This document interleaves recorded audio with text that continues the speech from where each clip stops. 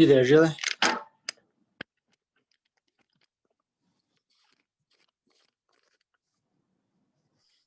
Yes, I'm here. Sorry, I was on mute. I never know when to like log on. I'm like, you know what? I'd rather just be on so that you guys aren't waiting for me. So, Yeah, no, I'm the first one here. I was just putting the camera up here. perfect. Oh, How was can the you see? audio last time? Could you like hear everybody fine? I could. It wasn't too bad. Sometimes I like lost a little, but I could kind of just decipher what was going on. The Yeah. biggest thing was when he was writing on the board, it was the red was a little hard to see. So if you can use like a darker color, like maybe a blue or a black, I think that Yeah. would work better. Sweet. Yeah, it's perfect. Because when you said, "Can you see it?" I could, but then it was like he repeated it, so it wasn't like a ton of writing. But I feel like if there was a lot, I wouldn't be able to see it that well. Yeah. Sweet. Oh, do you know if Jess passed her test? Yeah, she did. Oh, that's awesome. Yeah, she was thrilled about it yesterday. Oh, good.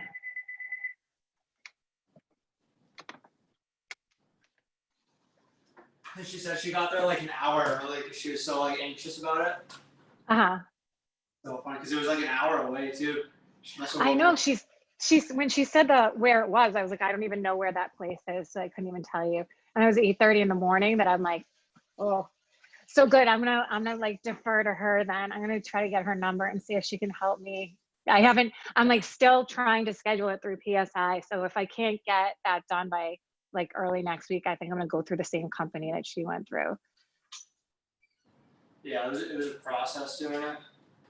It's kind of a pain. It's just because of like the whole COVID thing too. So like normally, like if for some reason, like every time when I looked at the testing centers, they say that they're open. So I emailed them being like, you said that they're open, but when I look for testing sites, like in Boston, so there's like like Lawrence, Boston, I think maybe Lowell, those three say, oh, there are no testing sites open.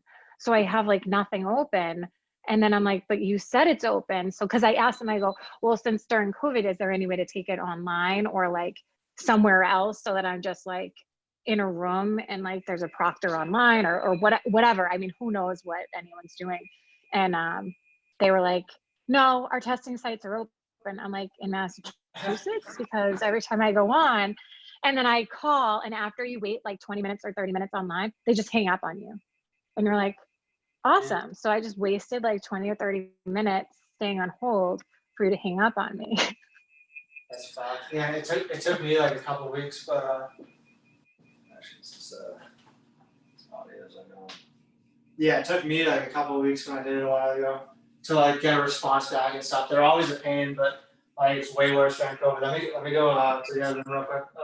Okay, no problem.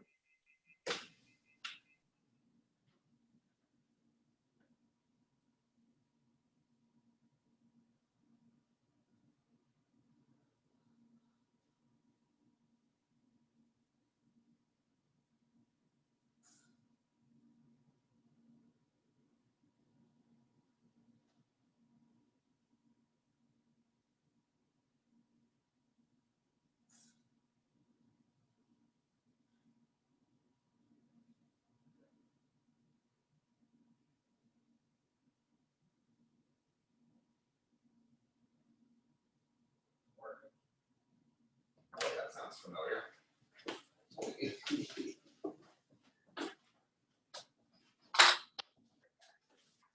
Right.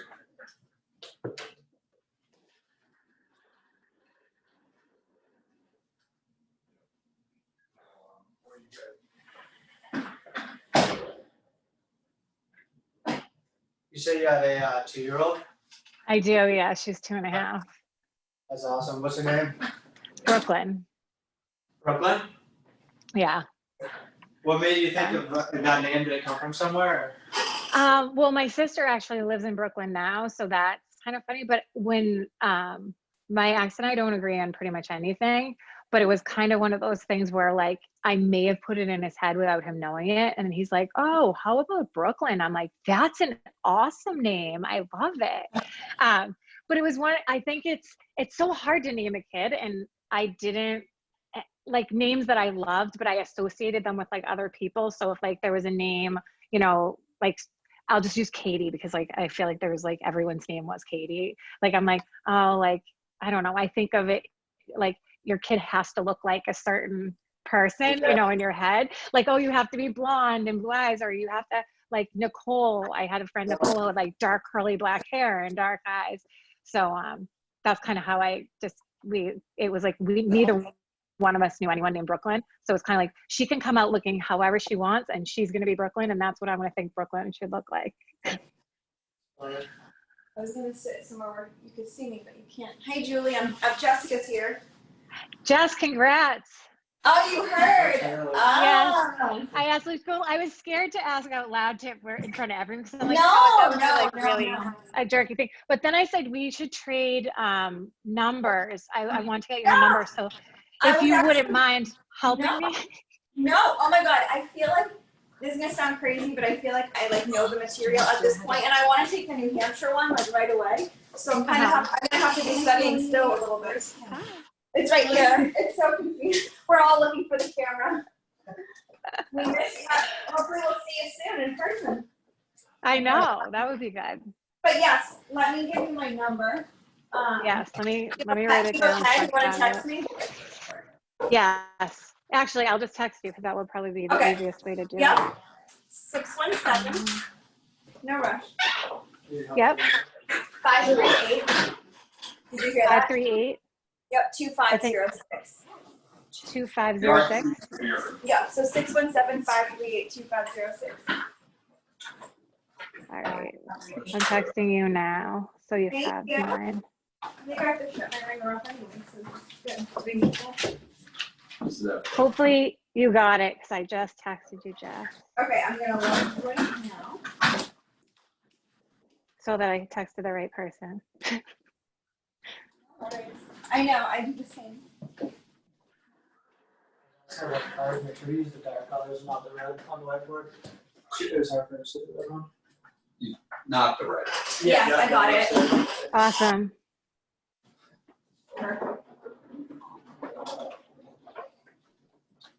Do get some more dark colors. Yeah, and maybe if you don't mind, we can you can help a little bit. Just I'd be happy I'll be to. right back when give we me some start. guidance. Trust me, I annoyed all these guys every day. Never annoyed this. No, but I'd be like, It only annoys Luke. I'd be like, what do you guys do for this one? Oh my God. Well, because it's like I just feel like they try to trip you up on everything. It's like I like read it and I'm like, I know this, and then there's like one word or like the opposite. Like when you were saying, like when we were talking about the listing or the seller, I don't know, someone said something like buyer's agent or something like that. That confused, like when I broke it down, I could understand why you wouldn't say that, but then I was it's so confusing. And then sometimes it will say like leasing, and you'll be like, oh, I know this one, but it says leasor, and you're like, oh, that's where I got it wrong. It's just like they try to word it so it's super confusing. I know. And I was like, I agree. So you know who needs to study too is Madison. She's not going to be here today, but and she definitely You got that at Starbucks? like. Do you prep agent? No, should I? Is it something you can download?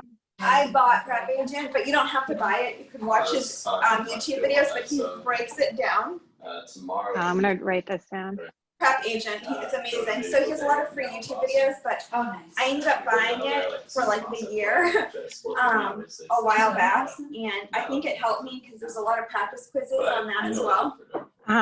That's good because that's what I need to do is just start to take the practice test. But I want to like get the date down. So I was saying to Lucha like at the beginning before you guys got in there that like if I can't get through to like the company that I already paid for and like everything, I might just go through the same company as you because it's just getting ridiculous. Yeah. I was saying every time I go on to like schedule, it says they don't have any testing sites, and then I call and they're like, oh, the testing sites are open. So I might just really far away, but the Townsend location was amazing. It's like in Horse Farms.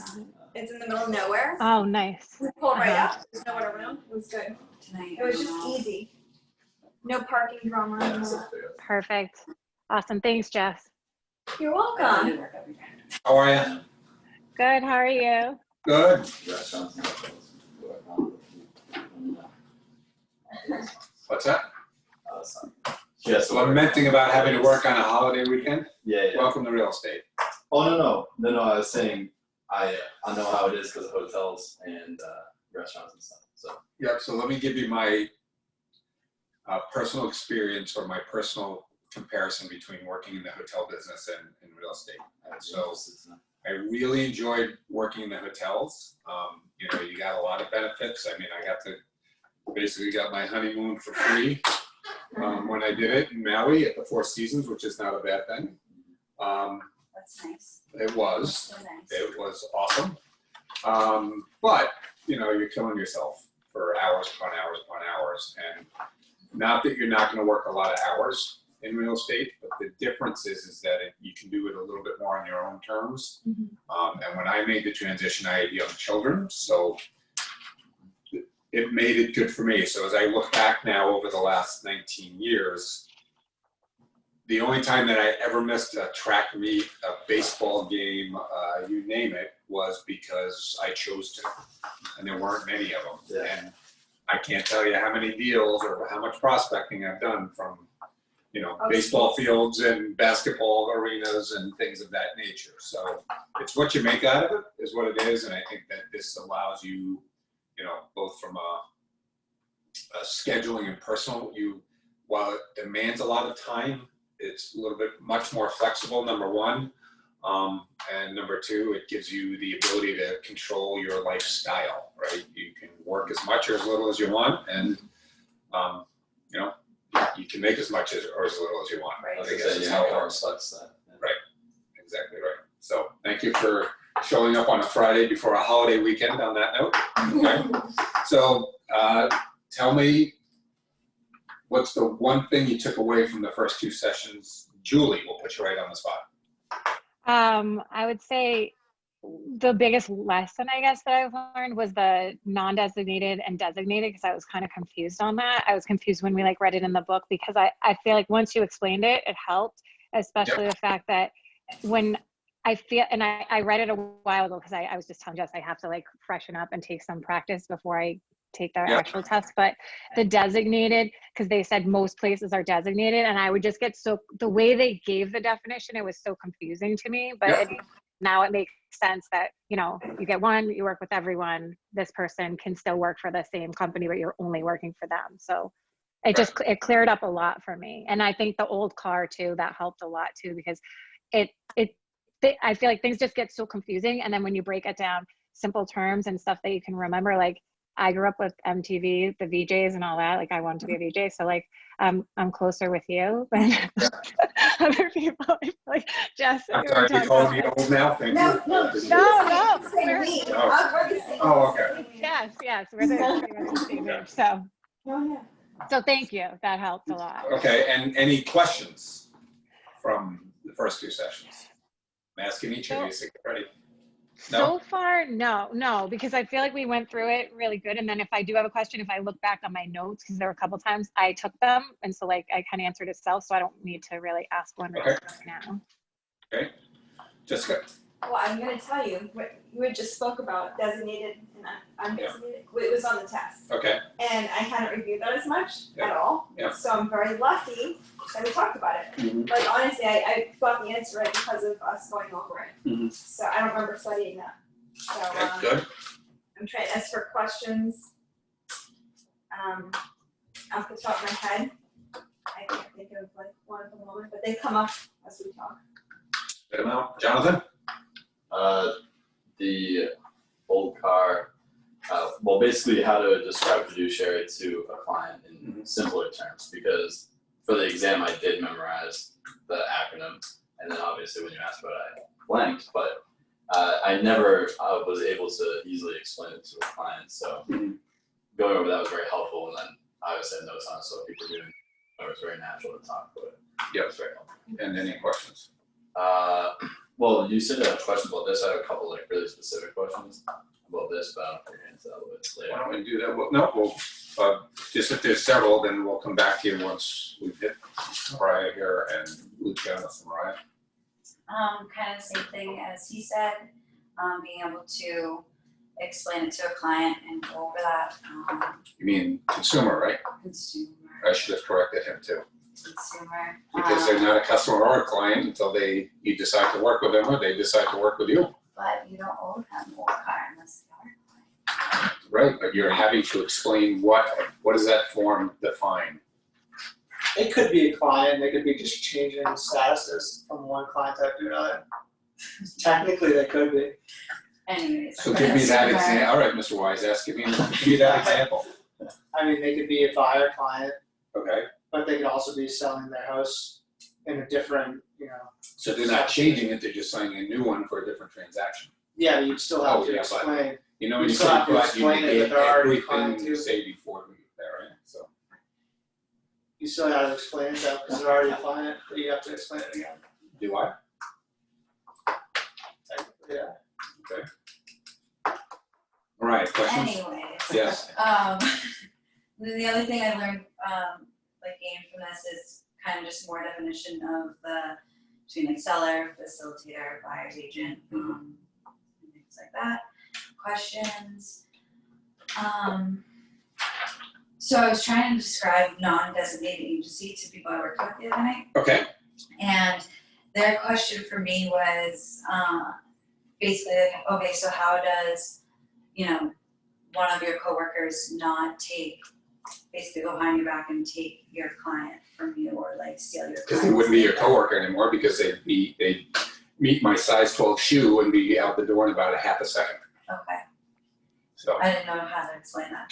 so it's not an unimportant question, but the reality is that has to do more with culture, and I'll share, before we get to Luciano, I'll share a little story with you. So I remember it vividly because one of the things that Lillian asked me to do when I came on board a couple of years ago to manage all of this was that she doesn't want negativity in the office. And I'll let Luch speak to whether there is or isn't, and that's different than somebody having a bad day, right? Because I have bad days like everybody else, and I get grumpy like everybody else. But there isn't a persistence where somebody's just walking around all day long, every day, just griping and moaning and bitching.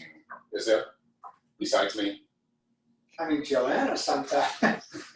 She's a whole different story though. She's a But she fun, also cooks. she's a fun Yeah. negativity, like, No. she's fun. So there was no negativity, and the other thing about it was, I can remember, so I knew Lillian when she was working for Remax. So she sold my wife and I our first house in 1993, if you don't know the story. And at the time she was working with Remax, literally just down the street. And so she didn't open this until 2000. But the story that she'll share, and you'll probably hear at some point in one of the meetings, is about how the one thing she didn't like about Remax and the environment was something not unlike what you were asked, which was she was out prospecting a list. She had a prospecting list on her desk, and she was there, and she got an emergency call, and she just kind of up and left and didn't put everything away and take it with her. And she came in the next morning, and that list, there were copies of that list on other people's desks. Somebody had actually taken a copy of it, and it had phone numbers on it and so on and so forth, and other people had started calling that list. I can tell you if that even remotely, there was even a whiff of that happening here. I just need Lucius brain. I'll come right back, less than Hey, Tyler. something I like need his brain. Tyler. You Tyler, you have to pull down the stream. Oh, we got it, yeah. I'm just gonna go pull down the projector for him. My dad was in sales. Yep. And it was office supplies, like the show the office. Yep.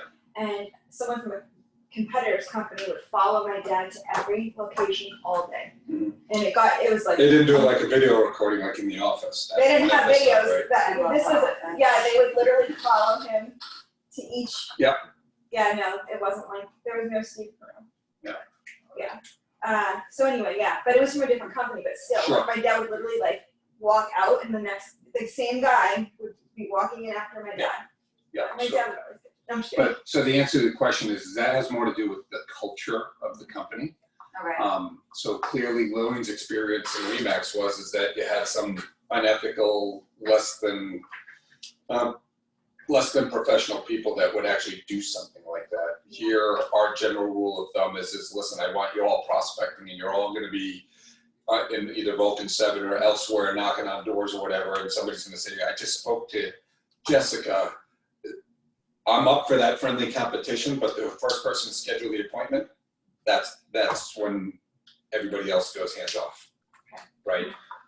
And you know, especially in the Andovers where Lillian's practice, she's got a lot of past clients. So it's always important when you're prospecting to ask the question, have you worked with us before? Because if you've worked with us before, the person that's worked, it goes back to the person that they've worked with. That's It's good to just, know. most people don't forget Lillian. They might forget me, but most people don't forget Lillian. So we just ask that be honored. And that's just, you know, that's a common courtesy. I can't imagine that nobody would honor that, but is that, okay. Welcome back. Eric, So- I have a quick question. Oh, Sure. sorry.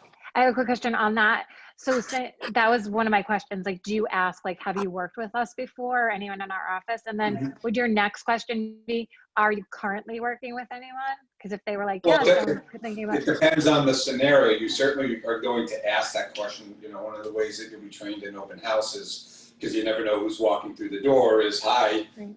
how'd you hear about the open house today? How long have you been looking for a house? Oh, are you working with anybody? Can you register here? And if you're working with an agent, write down their name. If you're prospecting, like on expireds and cancels, if it's something that is not newly expired or canceled within the last 24 hours, as Bobby said in this morning's meeting, which I think you missed, you need to make sure that you're checking that they haven't relisted, because you really shouldn't be speaking with somebody that is actively for sale in MLS, because they are somebody else's client, right? And you have a legal and you have an ethical agreement through the code of ethics when you become realtors that you won't do that, and you won't go out and poach somebody else's clients. Now, that's not to say somebody picks up a phone and says, I hate my current agent. Great, happy to talk to you about it, but you can't go solicit it.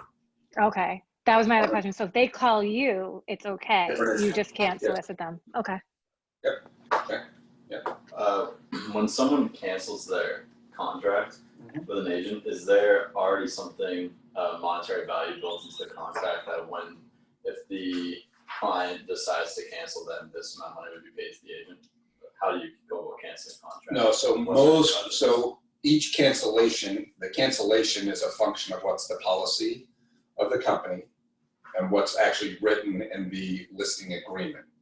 Having seen a wide variety of listing agreements, basically from all of our competitors at some point over the years, I believe, to my knowledge, it may have changed, but last time I checked, which was not recent, we were the only one that had a specific cancellation clause in our listing agreement. And our listing agreement cancellation clause reads something to the effect of, Mr. Seller, you don't have the ability to unilaterally pick up a phone and cancel this contract. It has to be with the mutual approval of who? Of both parties, but who from this office? Lillian. Lillian. Why? Lillian. She's the She's broker the of record, broker, but all right. the contracts are with the company, not the individuals that are signing on behalf of the company. So even if it's your client coming to you say, I want the contract canceled, even if you were to agree, you can't agree because you don't have the authority to do that because the contract is technically with the company, which means it requires the broker of record, Lillian, or me stunt doubling for her. Okay. But our clause basically says the contract can't be unilaterally canceled by the consumer. We can unilaterally cancel it, and we've done that on rare occasion, and that at the broker's sole discretion, we may charge you back for expenses incurred in whatever efforts we've made. And have you done that before? We have. I can probably count them on one hand in 20 years, but remember when you list a property, it's not just the time and effort that you and the agents are putting in. You submit that file. I've got, at least currently, I've got Luciano's time if he's out there doing drone. I've got Hannah's time out there doing as well, and other support staff as well. So we're paying dollars out of pocket the moment that you hand us a file to get listed. Right. Yeah. Side question, what does Hannah do here exactly? Nothing. Everything. She does everything. She is the I didn't listing know. coordinator, Okay. right? And part of each of your training will be to go spend time with it. Have you spent time with Hannah yet? Yeah, we went over the listing package. Right. So Jonathan's an expert, he can tell you what Hannah does. But she basically handles all the listing aspects of it. So when you handle file and you have a listing that needs to go live, she'll handle all the administrative details with it based on you providing a full and complete file, right, Luciano? Pretty much. Right. Good. How Would you look- common is- What's that? How common is that in other brokerages that they have a listing coordinator that takes care of that? Limited. So, Limited. It might be a gun for hire. What I mean by that, sometimes the way a lot of companies have done it now is most companies, if not all companies, do not, other than maybe some reception staff, they don't have a designated listing coordinator that is being paid by the company.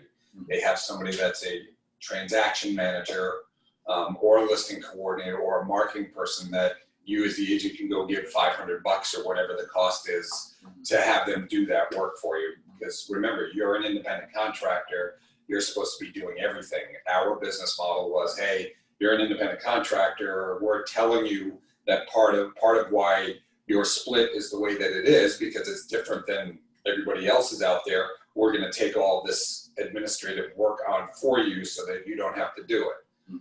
It serves multiple purposes. It gives you it makes you a truer salesperson so you're not quagmired down in the administrative components of the job. And quite honestly, it gives us a lot greater control over the control of the brand and the control of the customer service, which were two of the mandates that I was given when Lillian started the company and brought me on. It was, these need to be protected. So we took the system she used as an individual agent and basically built a company around that. So, what'd you learn? Anything? When you say but, you negate everything. There you go, but that was this session. I'm saying from the prior two sessions. Statute of frauds, probably. Okay. I was really familiar with that, but Okay. And what do you remember about the statute of frauds? it's any real estate transaction has to be in writing, or the contract has to be in writing, kind of verbal. So in that regards, can I literally whip out, be at the bar, and on the back of the napkin write an agreement up, and that would be binding? Technically, yeah. You're right.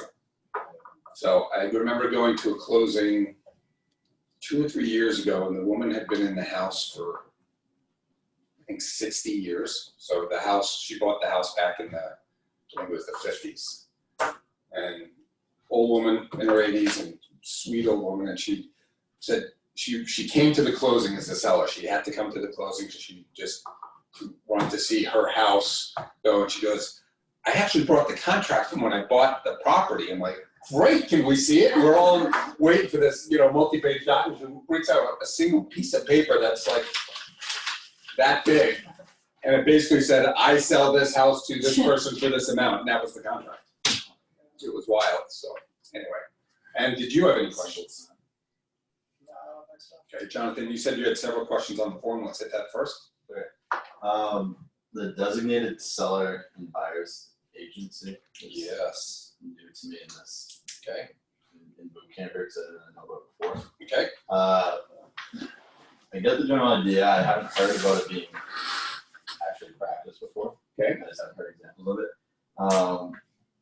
But the part that says no other licensees affiliated with the same firm represent the client unless otherwise agreed upon by the client. Does that mean that if I became a designated agent and we're in a non-designated agency, does that override the fact that usually when I'm hired, everyone else? So your ability to be a designated agent or not is the direct result of whether your agency, the firm itself, is a designated agency firm or a non-designated agency firm. So you work at one of the only non-designated agency firms, you cannot be a designated agent.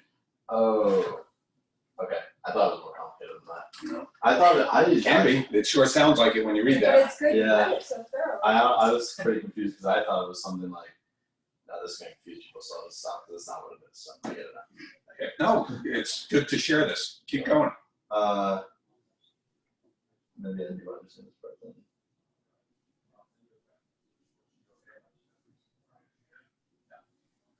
Okay, let's read it on. In situations where the appointing agent designates another agent to represent the seller and an agent to represent the buyer in the same transaction, then the appointed agent becomes a dual agent. So what would the example of an appointing agent be? Insert the word broker of record for appointing agent. Okay, so Right, so we were in in that, designation. yeah, so remember we talked about with my little umbrella example, right? So you have the broker of record. Julie, can you see that? Okay. Yes, that's better, thank you. Okay. You have this broker of record right now in a designated office. You have the seller agent, you have the buyer agent, and technically that's not dual agency, but this guy becomes a dual agency, so it gets a little funky with how they handle it. I don't know how they handle it. Honestly, I don't care. It doesn't impact me or you in any way. But the difference, but it's this one agent, right? The only time that they get into dual agency is when it's the same agent has a relationship with the buyer, right? So they're working, they have a buyer client.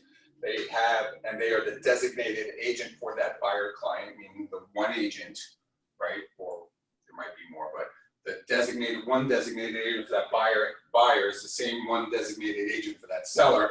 That's really that's what triggers their dual agency, as I understand it. And again, I've never worked anywhere else, so I don't know. But the broker, even if this were two separate agents, the broker's technically in dual agency, but the law says, don't worry about it, because you've got these designated agents, so it doesn't really matter. That was how they came up with this. That was the workaround the state accepted, because you'd have Coldwell Banker A office, Coldwell Banker B office, which has the same broker of record, but you had different agents representing, different designated agents one representing the buyer and a different one representing the seller. Does that make a little more sense now? Okay. What other questions do you have there? In the dual agent section, Yes. it says a dual agent does, however, still owe a duty of confidentiality of material information and accounting of funds. So the duty of confidentiality of material information, if someone's a dual agent and they find out that the house that's being sold has a foundation issue, they need to keep that confidential to the buyer. To who? To the buyer. Let me ask you a question. If they find out, and let's assume for the purposes of definition, they have either firsthand knowledge or they have some type of firsthand knowledge that it's a valid issue that was unknown before, what do they have a responsibility to do and why? So if it wasn't dual agency, they would have to disclose it, right? Okay. And maybe they do as well with dual agency, but I don't know. Based on that, it makes it sound like it needs to be kept confidential. Read the sentence again, please. A dual agent does, however, still owe a duty of confidentiality of material information. Okay. And confidentiality is about who? The person, not the house. Okay. So are you mistaking material information as being about the house, or does it specifically say about the property? Does it define what material information? No. Right, so it's some lawyer got a little happy with their wording Mhm. in the form, and it gets really confusing. The material information that has to be kept confidential is about the person. Your example of whether it be foundation, you better be telling both parties, Right. regardless, just to make sure, because you have an obligation, licensing law, real estate law in the state of Massachusetts and New Hampshire specifically states that you have an obligation, a definitive legal obligation to tell the consumer, right?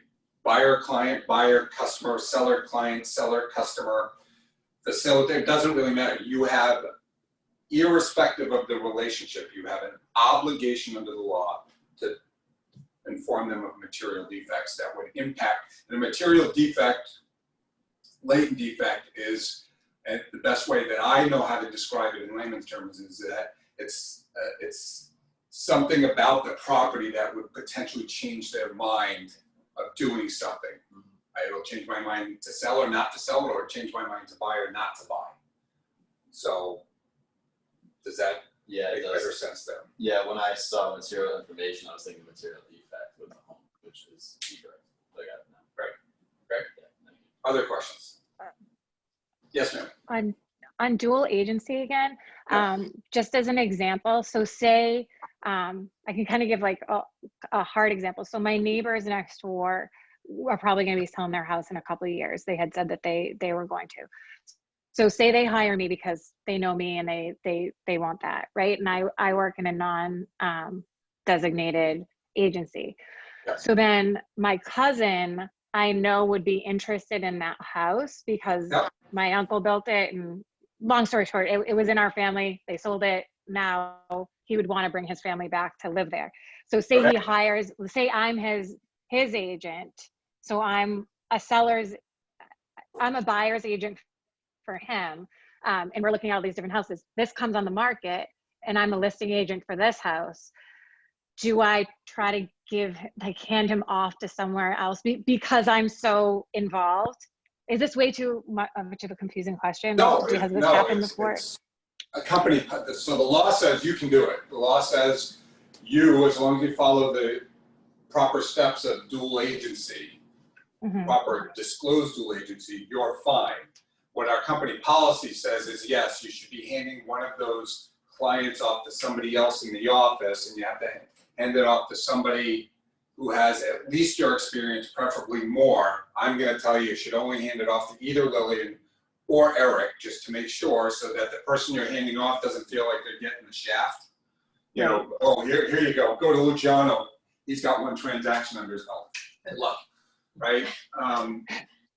Tell me how you really feel. Sorry. It was that bold comment the other day you made. So company policy is going to dictate that you hand that one of the clients off to Lillian or Eric to help them, so that there's as much distance between the strategic conversations and whatnot that are happening between the buyer and an agent, and the seller and their agent. They can freely speak without worry or any chance of the conversation being to the same person and something slipping one way or the other, because it's easy enough to slip, because now, even though you're allowed to do it by law, you struggle with this. I know this and I can't tell them, and I know, but if I just let a little bit of information out, I might be able to get the deal done. We don't want that to happen. Does that answer Right. your question? Yes, and like one step further, so if, say, one of the parties is not comfortable with the fact that, this is coming into the same agency because of the type of agency it is, even though, we try to make them feel as comfortable as possible and that the information isn't going to be shared. It's their right. Have you seen it where they'll go to just a different agency, like one of the parties? No? Okay. If they That's trust good you to know. enough to hire you, then they probably trust you enough to not have to worry about that. Right, but if you're practicing A, the way that we teach you, but B, more importantly, you're practicing within the requirements of the law, the likelihood is, if you're well trained, they won't even think twice about it. Right. Okay. And here's why, because and I'm just gonna kind of jump to dual agency, and then I'll come back to my presentation of this to you all in 5 minutes or 10 minutes or less, or whatever the time frame I agreed. Dual agency is, I've got a buyer client, somebody who's hired me and has a Fiduciary. a what? I have a fiduciary, but I have a fiduciary that's created by a contract. Okay, and I have a seller for whom I have a fiduciary and have a contract, right? So I have these two competing things, and we were told that that a fiduciary is defined as old car, right? So just to reiterate, O is for what? Obedience. Yeah, what? Loyalty, disclosure, fidentia. Reasonable care. Okay, I can't write that fast. We want to show you we know it. That's awesome. Good job. Feels good enough to memorize it. Reasonable care. Okay, so let me ask you a question. If you're in disclosed dual agency, does your loyalty change? If so, how? Yeah, your loyalty changes. How? You can't have 2 one-onlys. Right? And I technically don't have what? If I had undivided attention, now I have divided attention, don't I? Yeah. Okay, so there's something here that's going on, right? What about disclosure? Do I have full disclosure? No. Why not? No. Julie, why not? Well, because the seller is going to be telling you certain things and the buyer is going to be telling you certain things. So there's some things you can disclose and other things you won't be able to. Okay, so what can I disclose and what can't I disclose? So anything that's material has to do with the house, like you said, any latent defects or any inspections you have to disclose. But anything that would go under confidentiality, I guess. I was going to say anything that's like motivation or timing, but that's something different. Right, so it's, you have to disclose everything about the property. You can't disclose. But not about the person. Correct, right? So that's slightly changed, right? Mm-hmm. What about this? What about confidentiality? Does that change? Yeah. How? Luch, how does that change? Same thing, you can only disclose about the property, not about the person. Okay. Okay. What about obedience? That doesn't change. What about accounting? No. What about reasonable care? No. Okay. Jessica, can you do me a favor and read the definition of dual agency on the bottom of that form for us aloud? This one, right? That form, the Massachusetts Mandatory Real Estate Licensee Consumer Relationship Disclosure Form. A real estate licensee may act as a dual agent representing both the seller and the buyer in a transaction, but only with the express and informed written consent of both the seller and the buyer.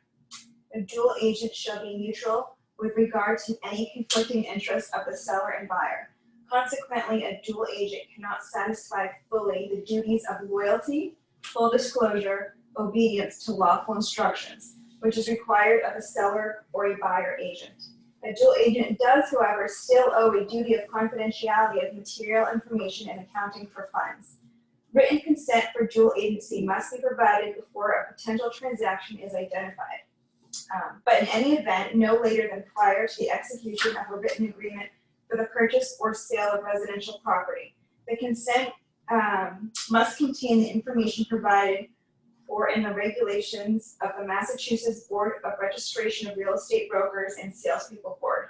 A sample consent to dual agency is available at the board's website at www.massgov/dpl/RE.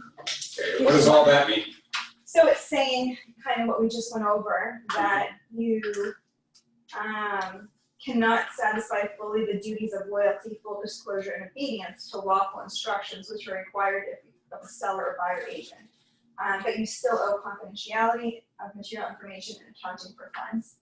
And you can get a, let's see, you have to have a written consent of both parties.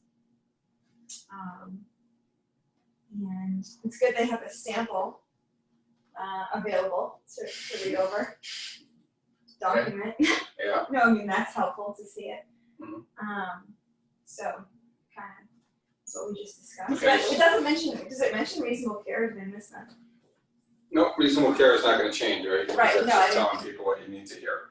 So how are you gonna remember when you're talking to a consumer and trying to describe dual agency without getting overly complicated? How are you going to remember which of the 6 items, 6 elements of fiduciary get modified or are impacted, let's say that part? First 3, an old car, I mean, that's a, that get impacted. Okay. You could just say, you know, I can't have loyalty to both, you know, parties, but I have your best interests, confidentiality, accounting, and reasonable care. And I'll disclose anything that is gonna. So I have a real quirky way to remember it. Okay. It may work, it may not. But so I remember this thing called the old car. Wherever I came up with it, it was not mine. I don't want to take credit for it, good, bad, or otherwise. But I remembered when I was trying to remember initially about disclosed dual agency and which of these got impacted. I remembered it. Somebody said to me something about a rusty old car, and I don't remember the analogy, but the analogy I like to give now is that if you remember it as a rusty old car, the only part of the car that gets rusty is the old part, the obedience, the loyalty, and the disclosure.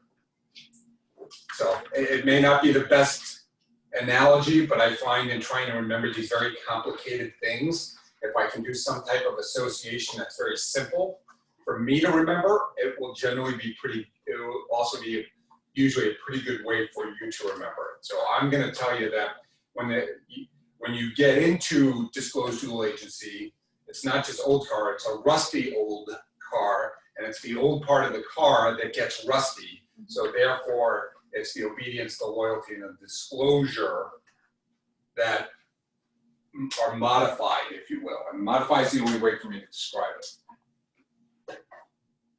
Use it, don't use it. I take no editorial authority on it.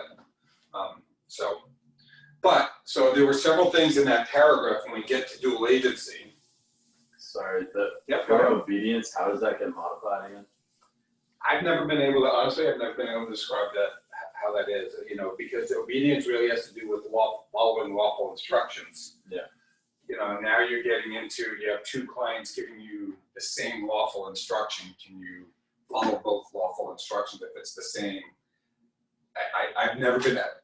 You think you That's- have to? My response is that's what the form says. 20 years, that's what the form says, just do what the form says.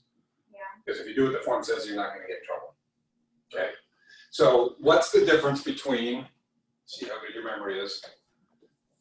In my mind, and not my mind, in the world, there are two different types of dual agency. There's disclosed and undisclosed. What's the difference? I was under the impression it's never supposed to be undisclosed. Okay, I mean, it could be wrong. I don't disagree with you, but if you're trying to describe this to a consumer, if I'm a consumer, how do you describe the difference in a very clear and concise, bright red line? Go ahead, Julie. One's legal and one's illegal. Which is which? Disclosed is legal and undisclosed is illegal. Yeah, and that's how you're gonna describe it. Legal and illegal. Okay, so what qualifies, what elements are required to lawfully and legally practice disclosed dual agency? Written agreement. Like, Okay, so there's a written agreement. What kind of written agreement? would it be a contract Well, by virtue of the name that it says agreement? that versus disclosure, there's gotta be a contract, so you're right. So there's an agreement or a contract. Okay, what else? Contract, sorry, And both parties have to be okay with it? okay. I don't disagree with that, Okay. okay? What did that paragraph, the answer's in the paragraph, and there's rule number one of your real estate career. The answer almost always is in the document for which you have questions in. Whether it's the purchase and sale, the offer, it's the answer to most of your questions when you have them are generally based on the document that your questions come from. They're usually already in there, so read the document. Mariah, what else do you read in there? We heard this thing called written agreement. Which one are we on? Sorry. I don't know, which one are we on? Designated fellow? No, we already went over that one. Dual, so.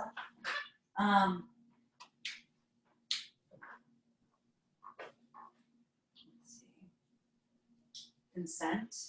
Consent, okay. Consent via what? Written agreement, right? Yep. Okay, when does it have to happen? Before a potential, Before what? potential transaction is identified.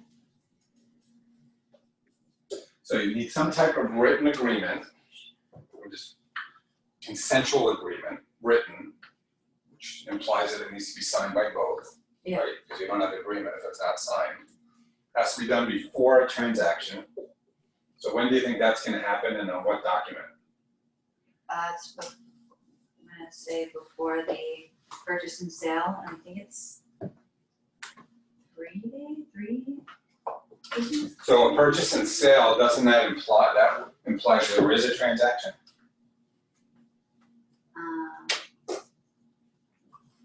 Anybody want to help her?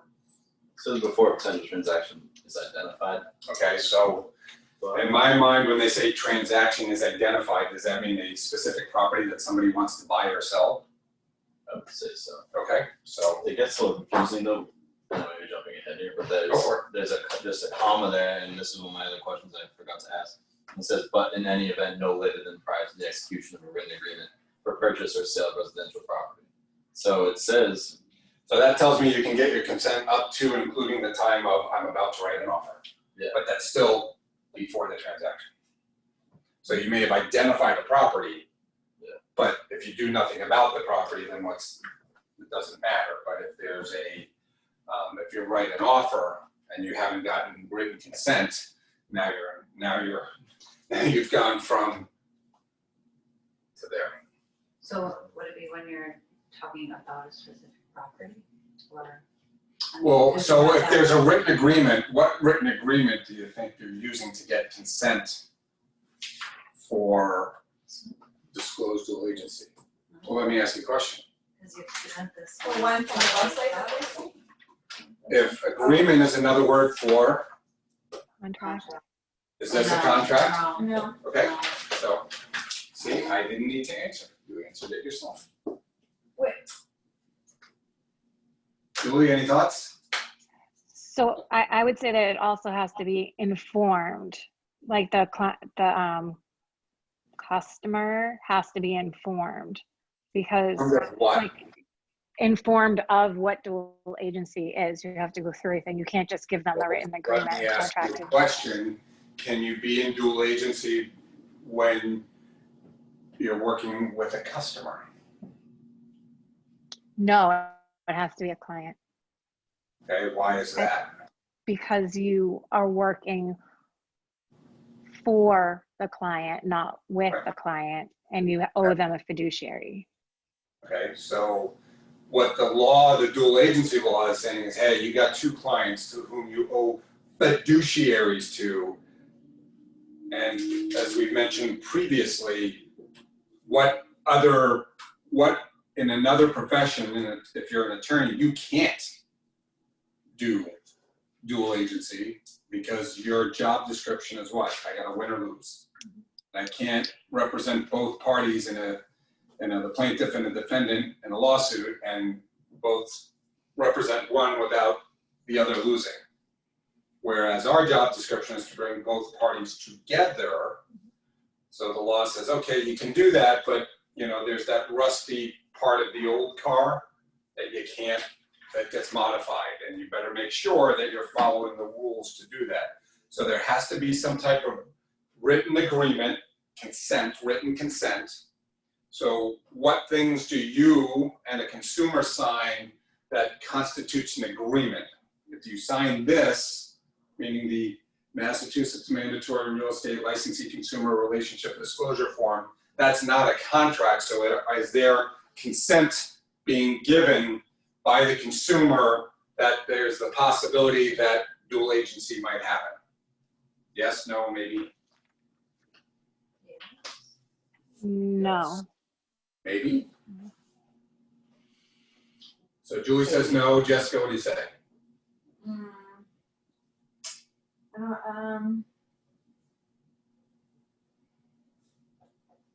I feel like you have to give the dual agency consent, like form, or, so I'd say no.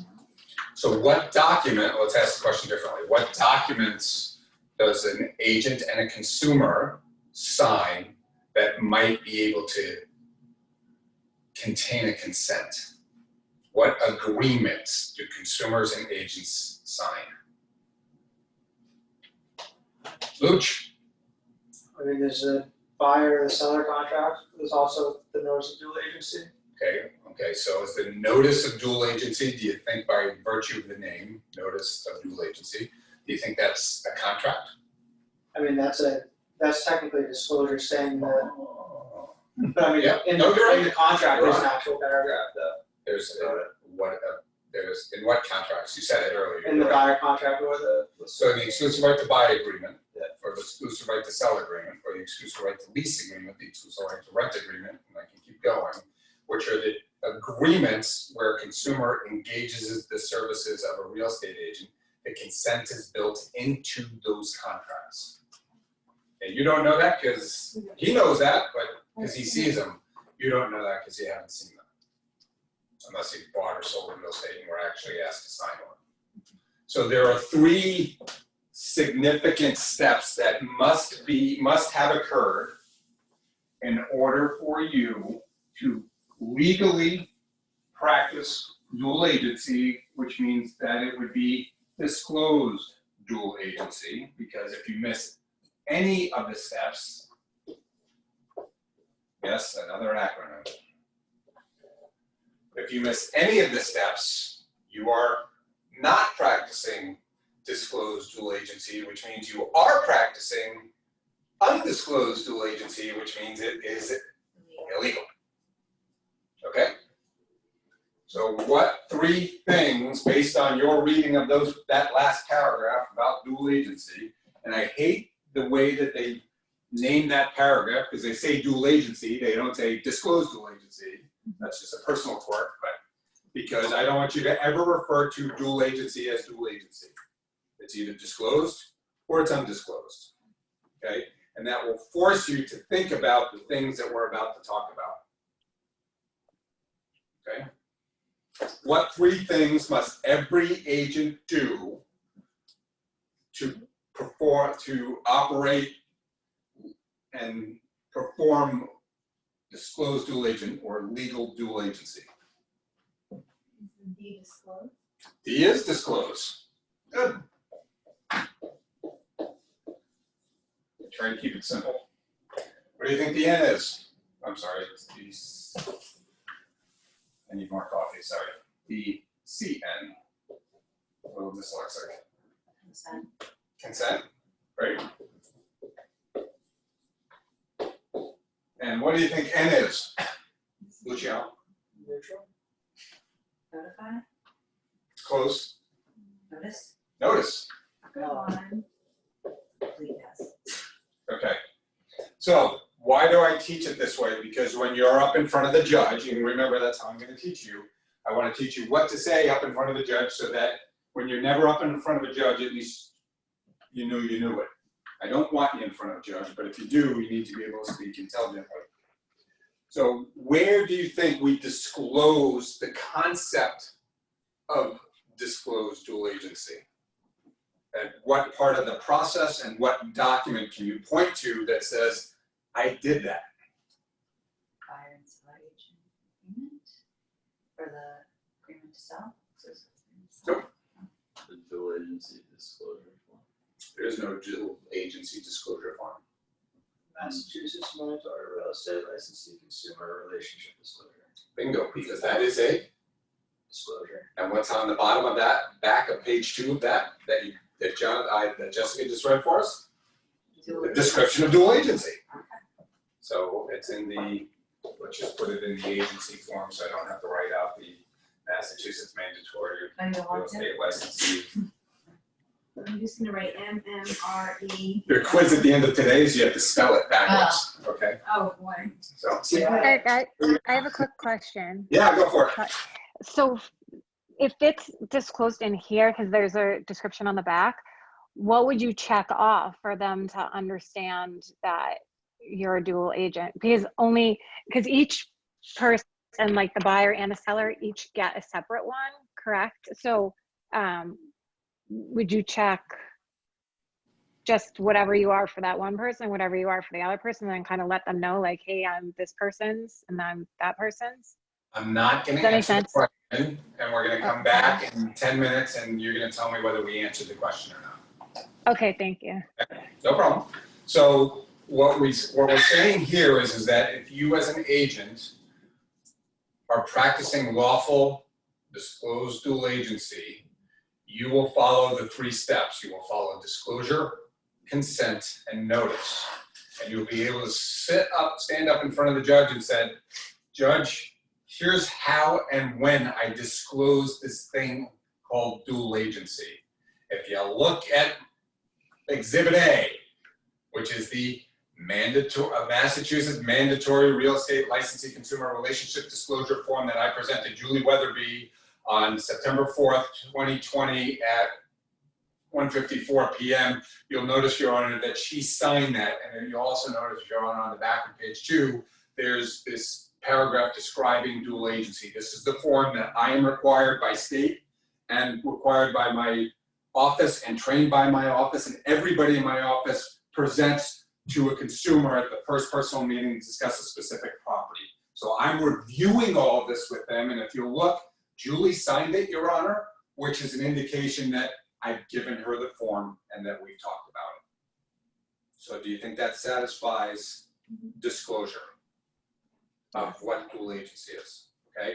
You haven't seen it yet, but on the back of both the exclusive right to sell listing agreement and the exclusive right to buy agreement, paragraph 8 in both is called something called consent. We'll read it and we'll have a lot of fun with it when we get to it, but know that in paraphrasing it basically says the following.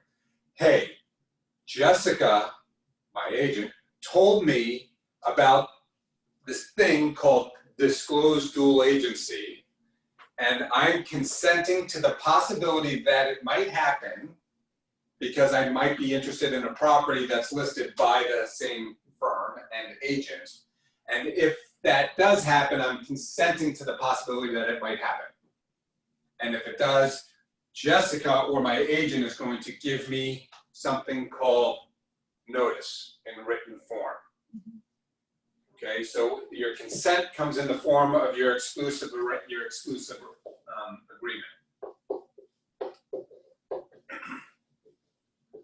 Okay, and then Luciano mentioned earlier that there's this thing called the notice of dual agency, which is a form that says right across the top, notice of dual agency. It has a space to write the property address.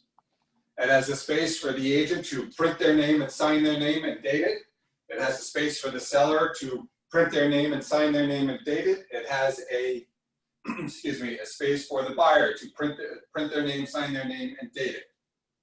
If you are ever in a disclosed dual agent situation, meaning your buyer client is buying a listing of this company, that notice of dual agency better be attached to the offer and signed by the buyer with the agent information and their information clearly printed and signed before it's ever presented to the seller, so that when the seller gets it, they're aware that this is dual agency.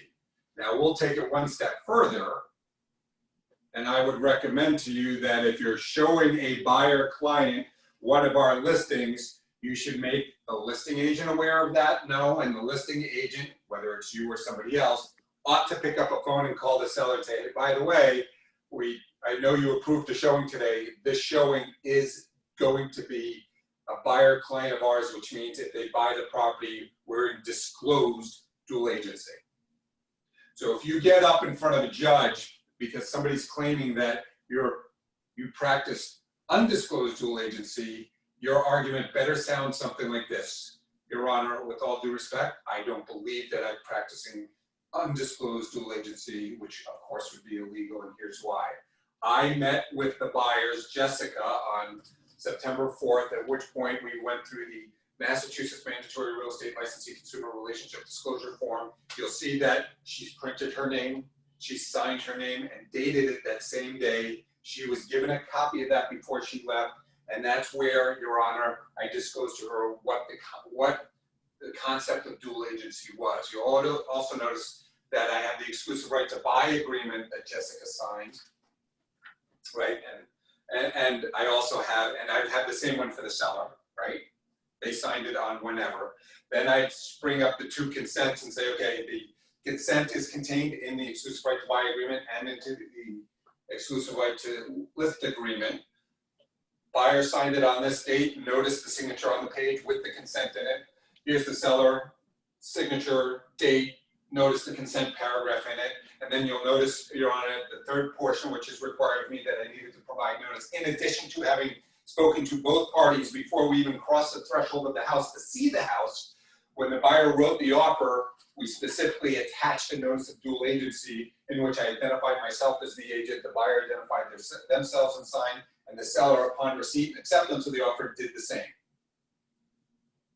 Okay, so now I have 3 documents that have signatures acknowledging that you've had a conversation, that they've given consent, and that they've been notified of the situation of disclosed dual agency. You don't have a document that says this is that you disclosed it, but you have the other 2, you're screwed. You don't have the consent agreement for whatever reason, you're screwed. You don't have the notice, you're screwed. Just, you might as well start writing checks to whoever's suing you. Yep. The notice of dual agency, is that something that's signed when the exclusive right to buy or sell is also So signed? years ago, when there was a misconception in the marketplace or an interpretation of it, we required that when the listing documents got signed, that we had sellers automatically sign it. And we wouldn't process your file if you didn't. There's a few of us older folk, me not included at the moment, older but not one of the ones that I'm about to speak of, that still do that. That's not acceptable in our realm. The notice of dual agency really needs to be signed by the buyer, client first, and then given to the seller, because what good is the seller signing a disclosure acknowledging that there's a buyer client interested in their property when there is nobody interested in it? It's kind of the same thing as a buyer signing a blank lead paint disclosure. Why are they signing a blank lead paint disclosure when there's nothing being disclosed? Make sense? Yeah, so the buyer would attach that to the offer. Well, you as the agent would be doing that, making sure that the buyer has completed it and signed it. Yeah, and then when we give it to the seller, who would be in this offer. Well, then all offers are gonna get presented to the seller when forthwith, that's the law, right? Doesn't mean, you know what, it's 7 o'clock at night. When I get up and after my run and I go work out and have breakfast and come back from the gym at 10 o'clock tomorrow morning, then I'll get it over. You get an offer at 7 o'clock at night, yeah, at least get it over to your seller. Right, and if it's dual agency, you better make sure that you've done that. And the seller is only. The seller's only gonna sign it, right? My preference would be to have the seller sign it regardless, whether they accept the offer or not. Because it's still a dual agency situation, I still want their acknowledgement of it. So if the seller decides to accept the offer, they're gonna sign the offer as part of the acceptance along with the dual agency. Even if the seller's gonna reject the offer, I still want the seller to sign a notice of dual agency acknowledging that.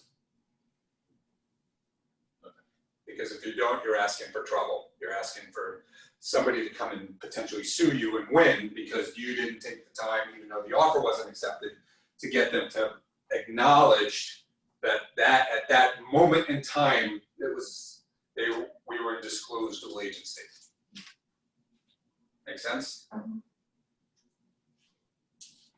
Okay. So you've just got to know that if you're working with a buyer client, somebody who has signed an exclusive right agreement and is working with you or somebody in this firm, and they are interested in a listing of this firm, these all better be in place. Without a doubt, this is the one that worries me the most because it has to be attached to the offer. You can have these two, and if this doesn't show up, you're screwed.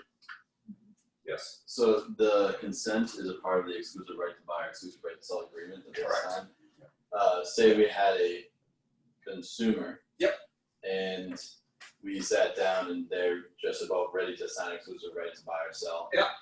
And then they're like, actually, I I don't want to agree to this dual agency thing, even though like I understand the way it works, I just don't feel comfortable with it. 20 years it's never happened, and we've done hundreds of disclosed dual agents situations. But keep going with your question, let's play it out. Well, because they're giving consent before they even know if it's gonna happen or not, right? Correct. Okay. Right. But you've never had someone. No, and if somebody did, I'd say, okay, well, let's take you back for a second. Remember on September 4th, when we first met, and we talked about this thing, we talked about the different types of relationships you as a consumer and I as a licensee could have together.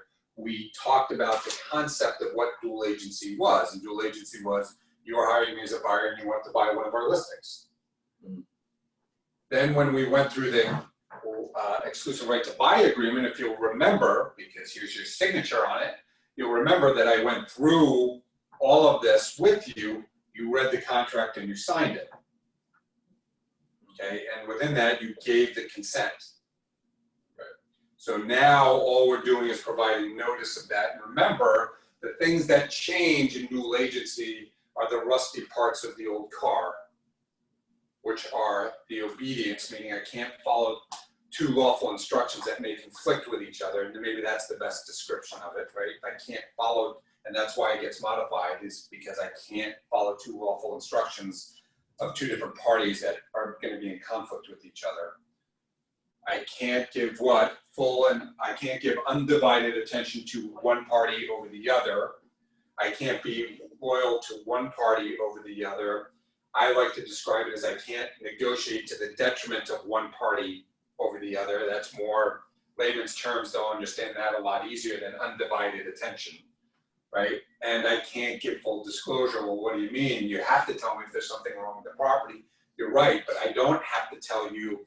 Think about the example that I gave you the other day of the property in Acton, where the agent told me that the people were in temporary housing and all of this. I guarantee you she didn't have their permission. Now it's moot because whether she has an issue with her buyer or not, I don't care, because it's not going to affect me in any way. But the reality is, absent her written permission from her clients to disclose that information, she broke her fiduciary.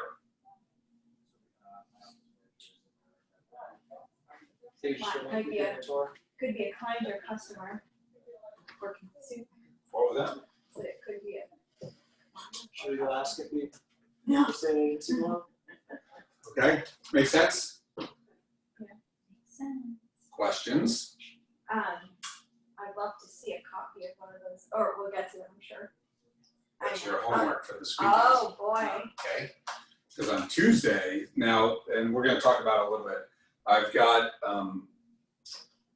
to do a home inspection, septic inspection, all kinds of inspections on Wednesday in New Hampshire, an hour and a half, almost 2 hours away, so I will not be available on Wednesday for our session. So we have a couple options. So originally scheduled it would be Tuesday 2 to 4 and Friday 1 to 3. If we want to move it to Thursday, I can try and do that, but if not, it'll just be the 2 sessions next week. Just food for thought. We don't have to solve it right now. Does that Bernice Ross event go all day, or is it? I think it's gonna go all day, so I don't think we have the option to do it on Thursday, but, no. Bernice Ross is Monday the 14th, I was incorrect. It's Monday the 14th. Yeah. I have it in as Tuesday. Because some idiot named Eric told you the wrong day, that's why. No problem. So when I'm is just it? gonna The double 14th? check, when is it, the 14th? The 14th, Monday the 14th.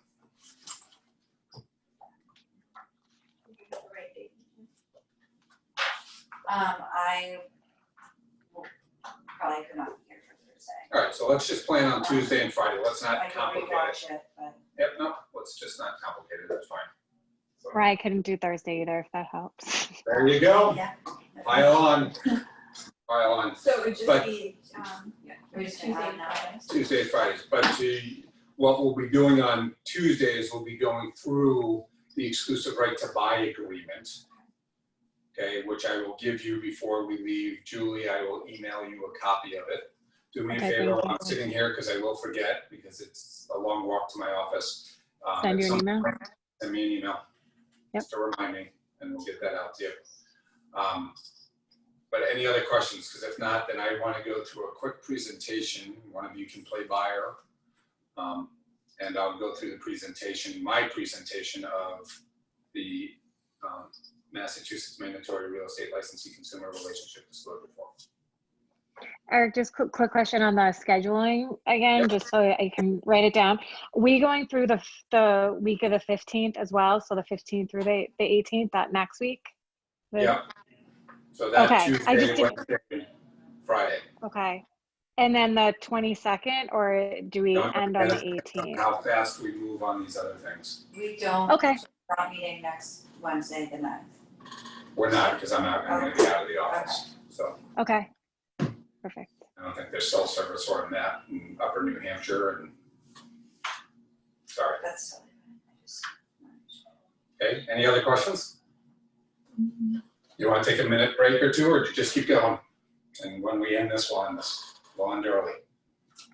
Go ahead, Jonathan. I was gonna say a minute to break. Go for it, go for it, no problem. I'm like, no.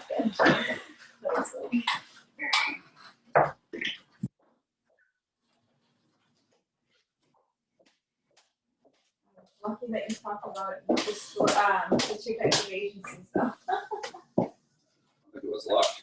No, I know. That's good timing. I'm gonna take this weekend to recuperate.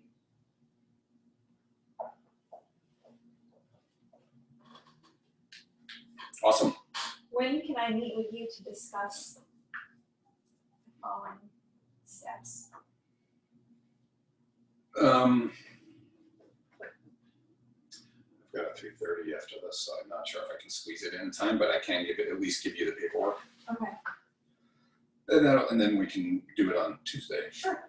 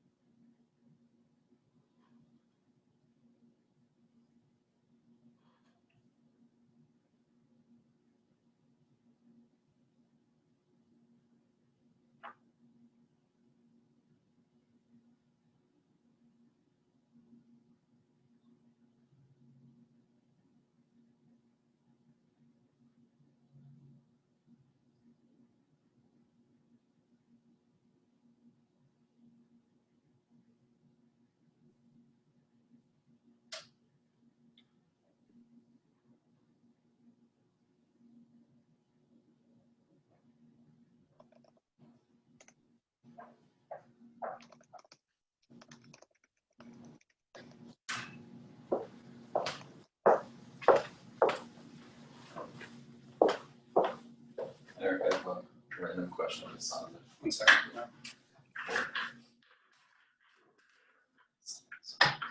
Yeah, it's beautiful. I'm reading a huge thing. My friend is a teacher in Andover at West Elementary. And they're like hiding because like she wants to work outside again. Like our school, so when I went there, it had asbestos and mold issues. So we had to be bused to another school. I think I was in like, I'm not great at it, which makes me kind of nervous. Asbestos is really bad for you. Yeah. Oh my God. And anyway, so I'm like reading. She's like, I guess it's like a mess.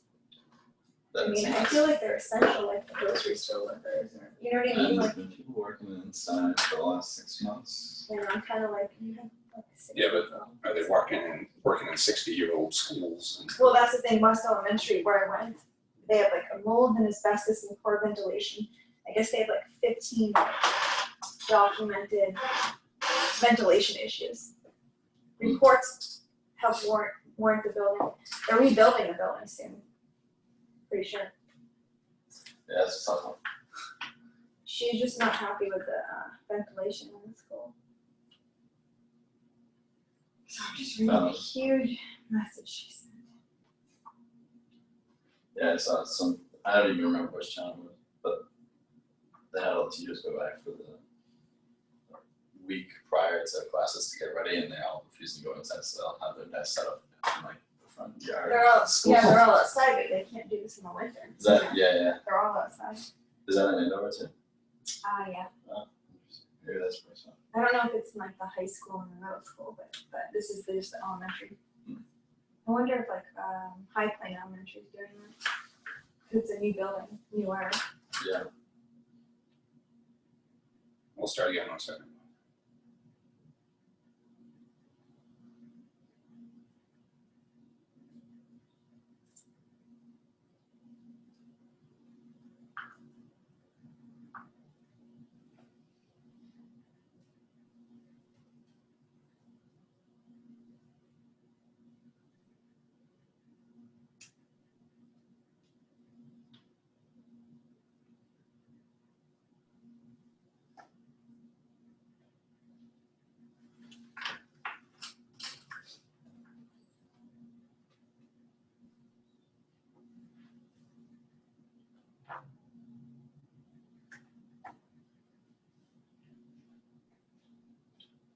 So let me check my typos 1 second.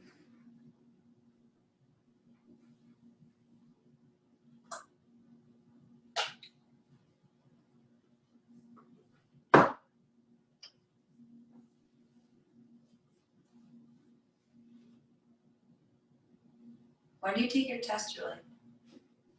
That's what I was talking to Jess about.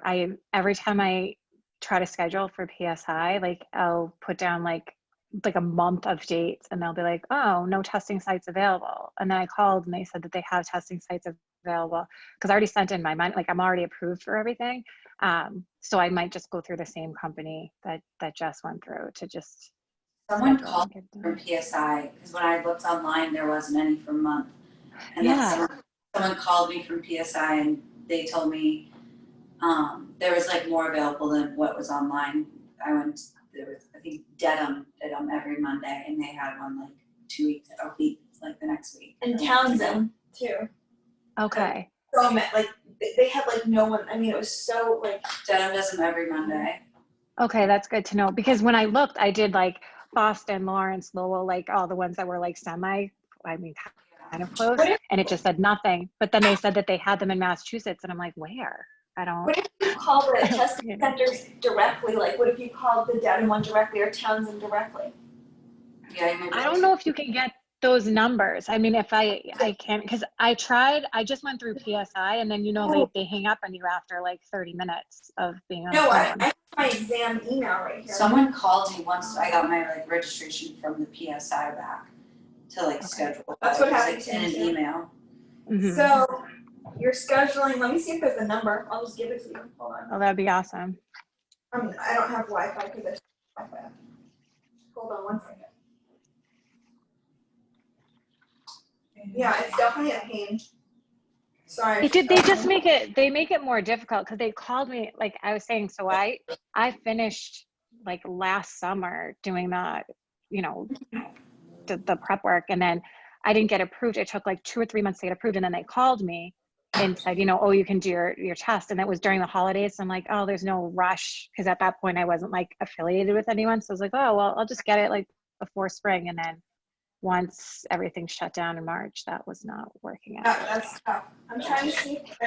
So there's no number, but it's like literally, okay, I'm gonna give you the address for the Townsend one. I know it's an hour away, so Okay. I'm finding it so relaxing. It's 18 Main Street, Suite 107, Townsend, Massachusetts. Am I going too fast? So 01469. 18 Main Street, Suite 107. Yep, Townsend, Massachusetts, and it's at the K-12 Learning Center. Okay. It's like a small little building. I don't know, I parked right in front of the test center. It was just so easy. That's good, because I don't want to go into this like sketchy place, because that would make me more nervous than I already will Honestly, be. there was Mine like, was sketchy. It was I love It was. Mine's actually, 9 degrees. yeah, mine was really hot too, actually. It was like, it was warm in there, I'll say that. Right. There was like horse farms all, I mean, it was so pretty. I'm like, this is a really pretty area. It was kind of like relaxing. It's like on little back windy roads and you're like, where am I?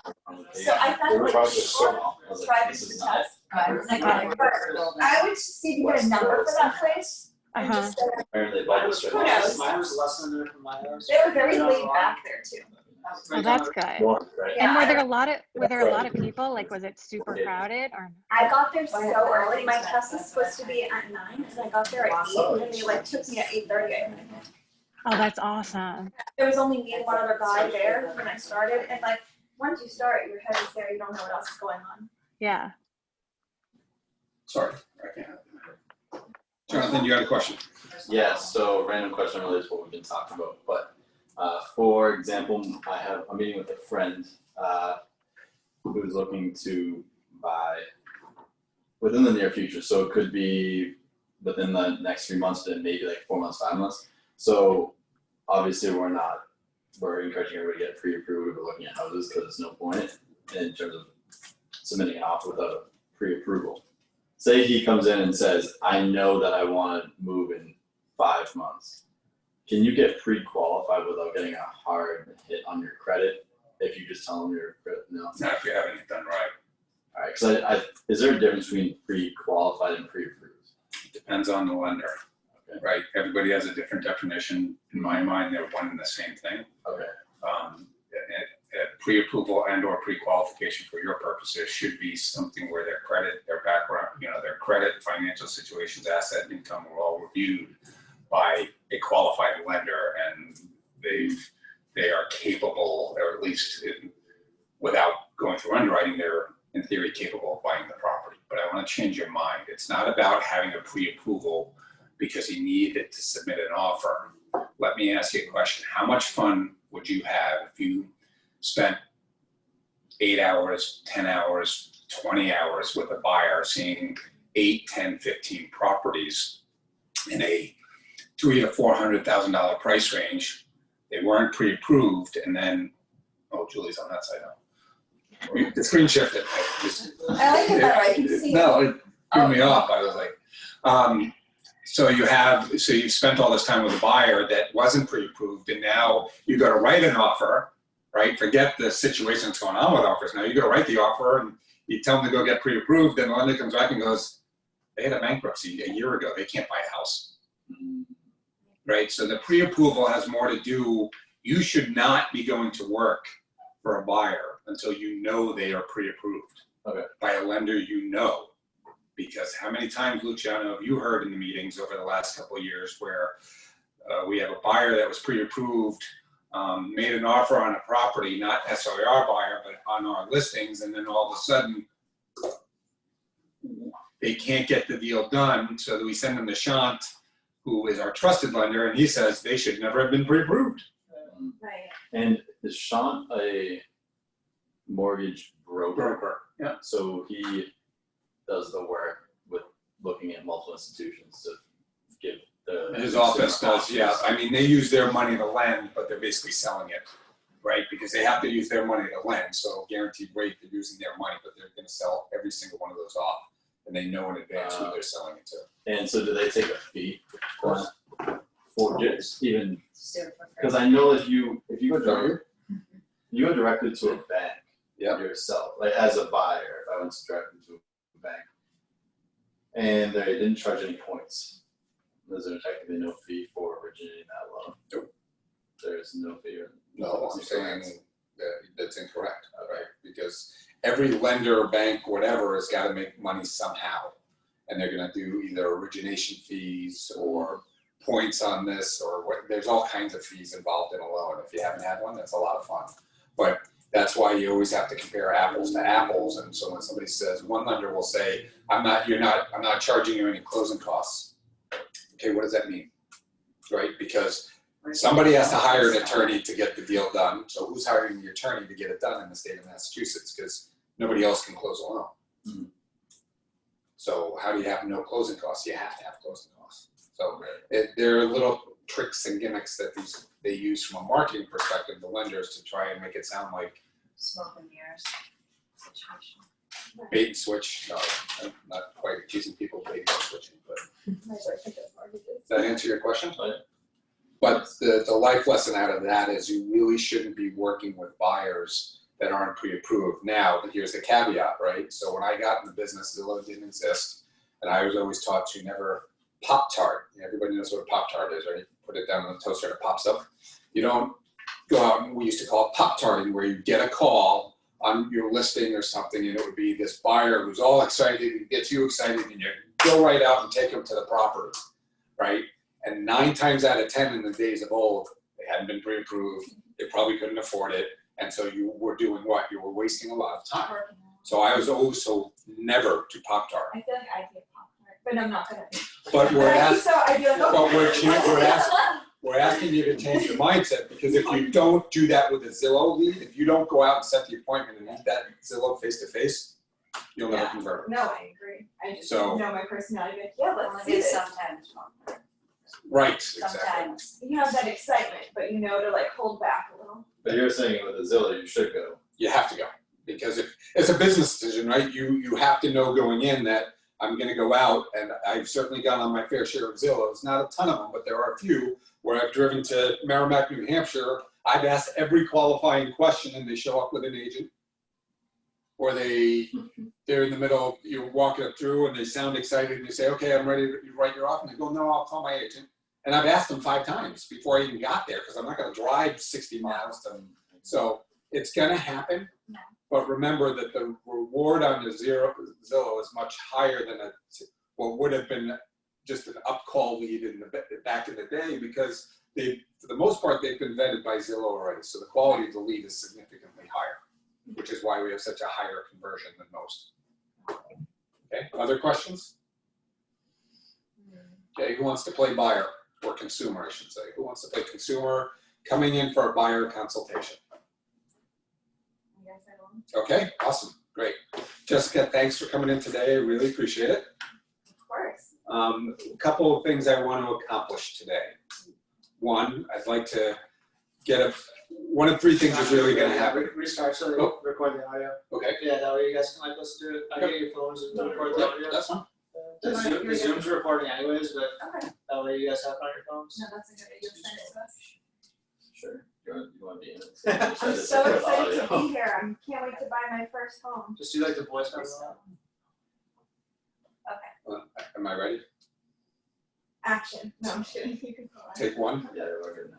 Awesome, thank you. Take one. Jessica, thanks for coming in today. I appreciate it. Of course. Happy to be here. You excited to So learn about this excited. process? Yes. Awesome. Great.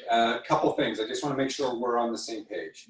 One of 3 things is going to happen today. You're either going to decide to work with me, I'm going to decide to work with you, or there's the possibility that I might decide not to work with you. But really what I want to accomplish today is really 3 things. I want to talk to you about I have state disclosure that I have to go through with you by law. Okay. I want to talk to you about how I work, and then I really want to hone in on what you're looking for so that I can do a better job. Okay. Is Do I that- have to sign that something okay? today? Or, You may, okay. we'll leave that up to you, whether Okay. you sign it or not, but again, I don't want you signing anything that I haven't reviewed with you personally, Yep. that you haven't asked me questions on, so that you're comfortable with, and more importantly, that you've read it. Is that all right? Yes. Okay, so I won't tell you to sign here 3 copies or a demand and walk out. Is that all right? Yeah. All right. Sounds good. So what I'd like to start with is what the state requires me as an agent to do with the consumer. Now, you said you've not bought before, you're a first-time home buyer, is that correct? First time, yeah. Have you had the opportunity to sit with or talk to any other agents? No, I go on Redfin all day, and so, all those sites. Those are great sites, so I wouldn't stop doing that, but we'll Okay. walk you through the process if you decide to hire me. Mhm. We'll walk you through that process as to how we do it and get you set up to expedite all of that for you. Does that make sense? Yes. Great. So the first thing I want to talk about is this document here. Okay. You can tell it's a state document because the state seal's on it. And if you look at the title of it, it's called the Massachusetts Mandatory Real Estate Licensee Consumer Relationship Disclosure Form. Okay. How's that for a name? It's pretty long. It's pretty long. That's how you know it's a state form, I right? memorized it. I've done it once or twice in my day.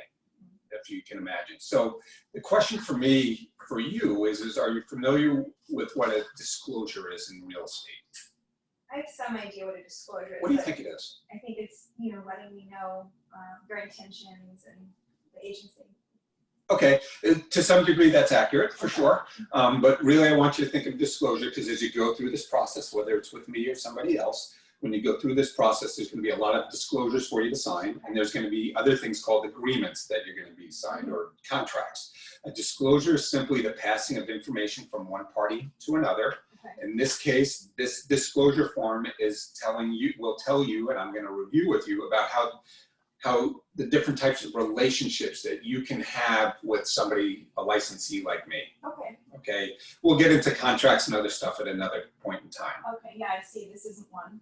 You see, I appreciate that. You're already reading ahead. I love that. In fact, are you ready to sign it? No, I'm just kidding. Oh. Just kidding. So, all right. So, like all disclosures, I am going to ask for you when you're comfortable to sign it. Your signing it isn't binding you to anything. So you just noted it's not a contract. Okay. But we ask for disclosures to be signed because it's I'm going to sign it too. It's an acknowledgement by me that I've given it to you and that we've talked about it. And it's an acknowledgement of you saying, yes, I've received it, never talked to me about it. Does that make sense? Yes, it does. Great. So what I'm going to do is I'm actually going to start on the opposite side. So would you mind turning that over? Sure. Okay. So on this side are the different types of relationships that you can have in working with a real estate agent, right? You're in the market, if you will, the real estate market to do what? Buy. So a seller's agent represents the seller. So as I'm sure you can appreciate, that would be if you had a house to sell and then I was representing you, that's what that whole paragraph covers. That's not what we're here to talk about.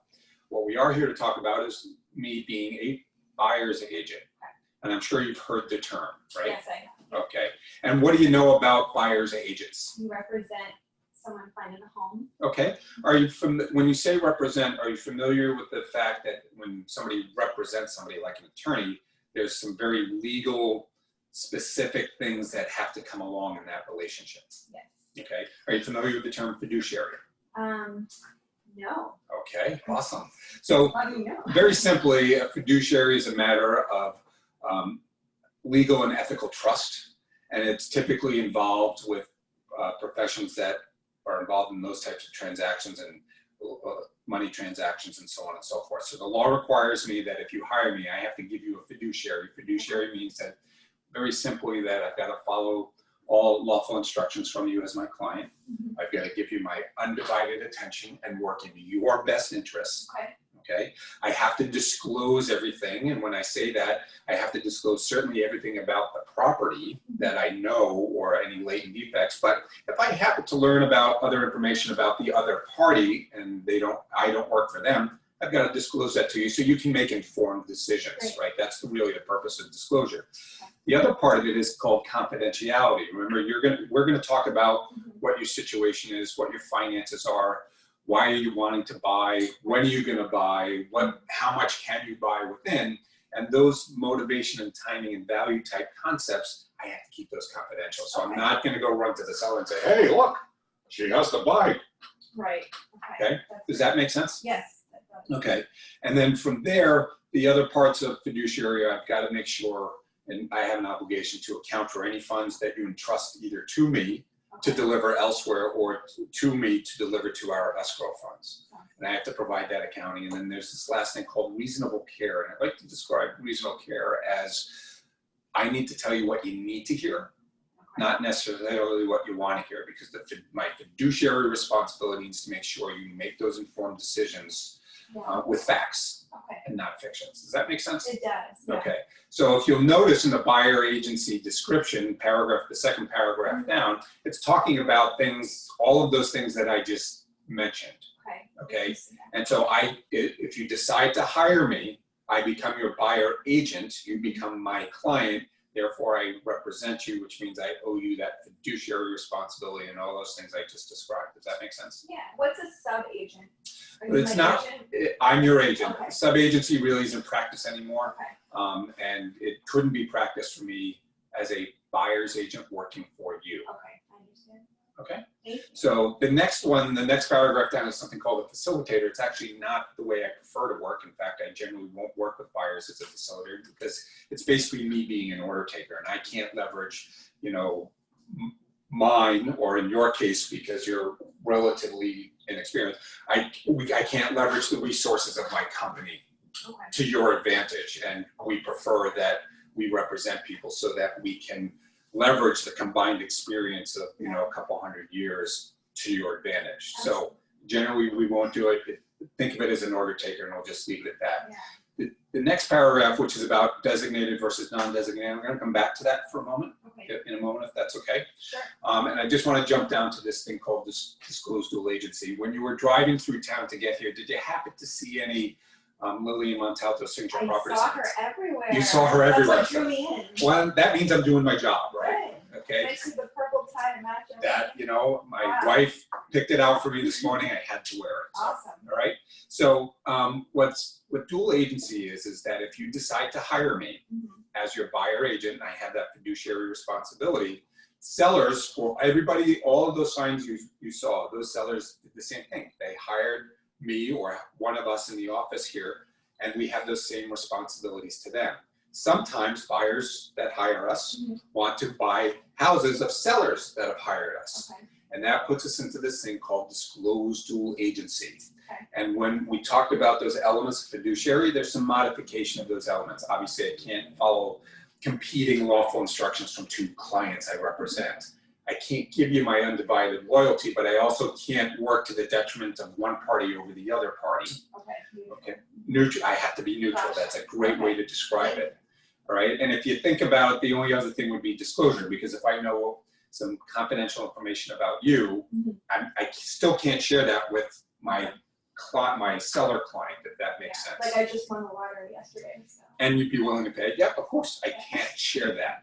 Okay, but that's a great example. I appreciate Okay. noting that. Yeah. Different than an attorney, because if you think about it, an attorney can't represent both parties, and I can, because my job description, as far as the state sees it, is I'm bringing parties together. Okay. I'm not dividing them. Gotcha. Does that make sense? It does. I'd like to jump back to that designated thing. Why don't we turn the paper over for a moment? You'll see midway down, about 2/3 of the way down, there's a description about, and a checkbox that says we are non-designated. Oh, okay, yeah. Okay, and I'd like to kind of describe it very simply. My office is a non-designated office. We're one of the few in the area. Okay, there's a lot of reasons why I don't, if you want to know, I'll be happy to get into the detail for you. But think of it this way, when you hire me, you get Lillian, Wow. you get Bob, you get every licensed person in this office, and there's 20 of us now. That's great. And you get to, and that's why I was saying we like to leverage our combined experience. Most offices can't do that. Oh, wow. If you've talked with other agents, if you've talked with from other really good companies like Coldwell Banker and William Ravis and Remax, they're actually designated. You hire that one agent, that's all you get, even if they have 50 other agents. Okay, so that's all this form really encompasses. It's here to tell us the types of relationships that we can have in working together. I'm being very specific with you, and I want to kind of segue into how I work, which is I only work with buyers if they decide to hire me, Okay. because like everybody else's time, my time is valuable, and I will only commit my time to those that make commitments to me. And so I have this other document I want to talk about called the Exclusive Right to Buy Agreement. Oh, I think I've heard of this one. Oh, it's lots of fun. Just wait. And so what I'd like to do is just talk a little bit about how I work and then kind of flow into that. Okay? And then, you can turn this off for the purposes now, but because I'm not going to go through this aspect of it. But did you see for 10 minutes, I don't even think it was 10 minutes. How long was it? It was almost all.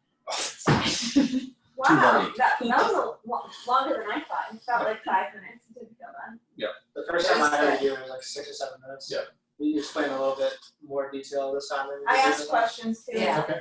That's all right. I was trying to be like a real customer. You're doing good. I mean, You say, what's a sub-agent? Right? But here's the question, right? If you don't know what a sub-agent is, you better be able to talk yourself around it. You're in sales, right? That's part of what you need to do. I'm not asking you to lie. I'm not asking you to cheat. I'm not asking you to steal. But you have to be able to go and redirect, right? That's a great way to do it. You have to be able to deflect and redirect in sales in terms of it. I don't want you to ever evade answering a question. but I also don't want you to say something that's not true, Right. right? I asked you that one because I'm like, Right. okay. And I would much rather have you say to somebody, you know what, I don't know, let me get back to you. You will never get in trouble for saying, I don't know. They may hold a grudge against you, they may hold it against you, they may not hire for you, but guess what? You say something you don't know to be fact, Right. or you say something that's untrue, the damage from that potential liability is just enormous. Okay, but was that really that difficult to put this No. form through? Jonathan, what do you think? No, that was good to hear. And sub-agent, I thought for some reason when I started the test that we were sub-agents because the main agent is Lillian as broker of record and we're a sub-agent of her, even though we're referred to as an agent in practice. So what is a sub-agent? Remember when I was talking about, I think in the first session, that when I started in the business, I defaulted as representing the seller, even if it wasn't a listing in this office. If it was William Ravis's listing, I represented the seller. Yeah. That's where I was a sub-agent of that listing agent. Oh, okay. Okay. Sub-agency is been pretty much thrown on the ash heap of history at the moment. Yeah, so it's weird. the exam definitely when you're studying confuses you with that. Oh yeah, and they want to confuse you with that. Yeah. So that's kind of, I'm glad I asked that one. You know, when we get into, on Tuesday, we're gonna get into, so a couple of things on Tuesday. What I'd like to do is, I'd like you each to be prepared to try and explain to me the Massachusetts Mandatory Real Estate Licensee Consumer Relationship Disclosure Form in 10 minutes or less, or 11 minutes or less. I guess I can't ask you to do better than me. 11 minutes or less. I will be the very nice consumer. Okay. And I'd also like you to give a preliminary read to the exclusive right to buy agreement, which Julie, I'll send you a copy. Or This one had like writing. okay, no problem. It was important. You want to read this? Yep. Yeah, because I'm gonna go over it with you in that session. Okay, so you need to be prepared to be able to present the agency disclosure form to me in 11 minutes or less. We'll go over this, and we'll also, what time are we now? We got 20 minutes now. Let's talk a little bit about how you get compensated and how you get paid in real estate, because it's kind of important. So how do you get paid? Commission. Commission. Who pays the commission? The broker. Okay, The- technically Well, you're I'm correct. sorry. You're right. No. Nope, you're technically correct. The seller is the broker that they're working for. Working with. Okay. And then that broker pays the broker of the. Okay, let's just assume for the purpose of discussion, we're not here to talk about the agreement you have with Lillian Montalto Signature Properties as individual agents. So just assume that what consumer is paying a commission and to whom? The buy side, the sell side, just keep it generic. So how do you get paid? Julie, how do you get paid? The seller is going to pay, well, I guess the seller and the buyer kind of end up paying a commission. So the seller can pay. You said the buyer can pay? Yes. Okay. Everybody agree with that? Yeah. Okay. When does the buyer pay? When the buyer's agent commission isn't fully covered by the percentage offered by the selling agent. I'm sorry, the listing agent. Okay. So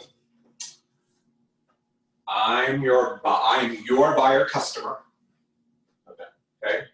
We go out, you show me a property, I buy a property, the listing agent is paying 2%. How much do I owe you? It depends on how much you and I agreed on, but if we agreed on 3%, then you would pay 1%. How much do I owe you? It's a very simple question. It's not The that difference? simple. It is? The difference, Trucks. is that the simple? What do I owe you? You're his buyer customer, what is the other? I'm You're my buyer. I'm your buyer customer. How much do I owe you? Jessica? I was gonna say kind of what you said. This morning in the meeting I was listening to. Julie? if you don't have a contract if you're a customer. Bingo, I don't know your damn thing. Oh, Buyer customer. so Wow, slime. look at you. Good job. I was listening. Okay. They simplify it out. Okay. So when does a buyer, coming back to the original question, when does a buyer pay a fee? When they're a buyer client, there's a contract and there's a difference between what is being offered, if anything, by the seller or the seller's agent and whatever I'm contracted for. So in that, if I take that same question and change the language, change one word, I'm your buyer client, the seller's offering 2%, we're contracted at 3%, what do I owe you? 1%. Bingo. Okay? And you'll see that when you read the exclusive right to buy agreement that's in front of you, yet to be in front of Julie, paragraph 6, top of page 2, it speaks to the fact that that talks about where they owe the money. But you're in MLS, you're not in MLS, you're not in MLS. So in MLS, one of the required fields is the compensation field. Can't put a listing live without there being a value in these 3 fields. Okay? Any idea what those acronyms stand for? Seller agent commission, buyer agent commission. And what's the Facilitator. I was gonna say facilitator, There you go. but That's what it is. Let me ask you a question, because if this field is, if any of these 3 fields are blank, you cannot, right, Luch? You cannot turn that listing live. The system will reject it no matter how hard you try, okay? And guess what? You never have to worry about whether it rejects it or not because you're not inputting it into the system and turning it live. That's Hannah's job. So would you agree with me that in MLS, well, first of all, would you agree with me, is that a value? Yes. Is 0 value? Julie, 0 value? I don't think so. Yes or no, I'm sorry? No. Yes or no? yes. Okay, Yes. Maybe. no, it's yes or no. No hedging, okay? The answer is yes, it's a value. Okay, so we talked about sub-agency has been basically, is on the ash heap of history or is virtually extinct. Why? Because every listing you will see in MLS will have that value in that field. And if they don't, I would subscribe to you that it's some idiot that does not know what they're doing. They actually changed that last recently. Oh, did they? A year ago, they changed it. Now there's a checkbox that says sub-agency offer. Well, it removes it, You yeah. click no and then remove it, so it's not actually Yeah. 0 there anymore. But Yeah. Thank you. it'll show it just being not offered. They changed it. So what's happened in MLS is through the use of MLS, sub-agency has gone extinct. Why? Because it's not offered. Why is it not offered? It comes back to the, remember what VL was? Vicarious liability. The minute I offer somebody to be a sub-agent and I'm willing to pay for them, I take on that liability of whatever they say. Remember, a sub-agent is an agent outside of this office acting as if our client is their client. Okay? So, is it possible that you might see the values in BAC and FAC being different? Yes. Why? Why would it be different? What's that? People choose, yeah, I would think it'd be different often. Why? People can negotiate whatever they want. Who negotiates? What is it? So let's drop back for a second. So these are required fields in MLS. Just make sure I'm doing well on time. These fields are required in MLS. Why are they required? Because the MLS rules and regulations, which you should at least read once in your life, specifically state that you, as a listing agent, are required as a member of MLS to offer a unilateral offer of compensation in these fields. And those unilateral offers of compensation, there has to be a value. The value can either be numerical or a percentage. So this could be $200, $2,000, $200,000. It could be 1%, 2%, 1.2%, could be whatever the values are, can be in there. Now, back to the question. Why would there be a difference between these two? Mariah, any thoughts?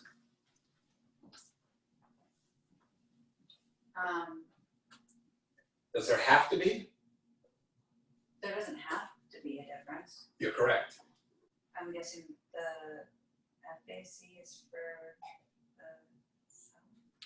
the. Is the facilitator, right? Yeah, so, I'll give you a hint. I don't know why either. But here's what I've surmised over the years of seeing this. Let me ask you a question. If you're the listing agent and you're prepared to give 2% or 2.5%, whatever that percentage is or dollar is, if you're prepared to give that to the agent working with the buyer as the buyer's agent, what do you care if the agent working with the buyer is a facilitator? Do you care? No, right? So why wouldn't you pay them the same thing? Aren't you telling the facilitator that and there are a few out there I've probably seen, so I've not seen anyone in this office ever be a facilitator. It's always a buyer's agent when we're working with a buyer's agent. And that's policy and a couple other things that we'll get into. But don't you think that's a disincentive? Mhm. So anyway, yes, there can be a difference. There's often a difference, and I attribute it to just lack of knowledge and lack of insight and lack of foresight, quite honestly. Why wouldn't it? I'm going to give the buyer agent too. Why am I not going to give a facilitator to? What's the difference? It's the agent working with the buyer. Does it matter to me? No, it doesn't. So in our listings, they should always be the same. Okay. Now, what that number is, right, because it's required by the agent, it's up to the agent. However, most agents do what? Work for a company. So most companies have company policies. What's our company policy? Good question. Our company policy is that in the handovers, we will offer, so what we talked about last time, the minimum listing commission is 5%, it's 6%, which can be discounted to 5%. Yeah. So we are always in the handovers going to offer 2.5%. Unless for some reason there was an approval of a discount of the commission to less than 5, then we'll just split it 50-50, whatever that number is. Anywhere outside the geography of Andover, North Andover, it's 2%. So if you're taking a 5% listing in Nashua, New Hampshire, and assuming you're licensed, we'll charge 5, you're going to keep 3, and we're going to offer out 2. Okay, now you'll say, Eric, well, wait a second, you know, I saw Lillian's new listing in wherever in Andover, and it only showed 2. Yeah, because what we're doing now is because it's so hard to get listings and it takes so much more money to acquire those listings on a per lead basis, is that if we know the property is going to go in the first couple weeks or in the first open house, we're just changing it to 2 because we're going to take the extra money that we're getting, and in theory we're going to go buy, you know, more effort to buy more leads. So you will see a little bit of 2 in the handovers now, but it's, you know, as soon as the market shifts, that will not be the case. Okay. is it facilitator or buyer's agent? Either or, Okay. right? Because again, for us, it's always going to be the same. Okay. But just know that when you're setting up your listings, so for example, Gabrielle, even I went and did the listing for her, it's technically under my name, but we took a 5.5% listing. We're offering out 2, so that means we're getting 3.5. Okay, I've seen 6% listings where we're offering out 2, which means you're getting 4. I'm okay with that. And the only time that will come to light for the other agent is at the closing. Sometimes the other agents get a little jealous. Your answer to that is, hey, it was in MLS. You knew what it was. If you expected more or feel you deserve more, go get it from your buyer. Right? Go have them sign one of these if you have the cojones to do that, because most of them don't. But they feel that you should be giving them more money. Okay? So we come back to the issue of how this contract is written, and what you'll see is that it says, I, the buyer, am obligated to pay, in this case, if it remains unaltered, 3% of the purchase price at closing to pay your fee. However, if the seller or the seller's agent is offering any kind of compensation, we will take that compensation and offset that 3% by that same compensation. So if the seller or the seller's agent is offering 3%, you owe me nothing. If they're offering 2.5%, you owe me 0.5%. If you're only offering 2, you owe me a full percent. If they're offering 4, I'm keeping the extra percentage. And that's relatively new. We actually had a situation about 10 years ago before we changed the contracts that it didn't say if there was an overage. So if there were a reverse or two where the listing agent was offering 4, but you were obligated to 3, we actually cut a check back to the client because that's how our contract was written. Why did we do that? Because if we didn't, we'd be breaking our fiduciary to our client. And how is it written now? Now it's written in such a way that if there is an excess, we're entitled to keep the excess. Okay, I've never had anybody bark about it. The likelihood that you're gonna have an excess is relatively low, right? Again, I've probably seen it a handful of times in 19 years. The bigger issue for me is that you get these clients because they get so wrapped up in everything. You know, by the time you're having that consultation that I just had with Jessica, it could be 6 months till when they're closing, and then all of a sudden you're handing them an invoice for 1% because that's the difference, and they go, "What's this?" Right? And then they play dumb. I had a conversation with one of Z's people this morning. You just tell me about that. Right? And the conversation went like this: is I understand, me to the client, I understand that you're not willing to pay the fee that you owe. Why is that? Well, I didn't have to hire Z to do the job. We love him, he did a great job, but why should I have to pay more money? The buyer shouldn't have to pay a fee. Well, let me ask you a question. Did you sign the contract? Yes. Well, we didn't understand the contract. Z never explained it. Okay, well, I doubt that's the case, number one, because I've trained every agent on this. Number two, Z has been doing this for a number of years.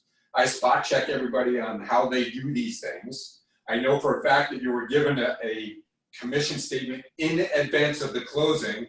Your attorney was given a commission fee for the additional fee in advance of the closing. So why is it that after the closing, you're coming to me and saying, "I'm not gonna pay it"?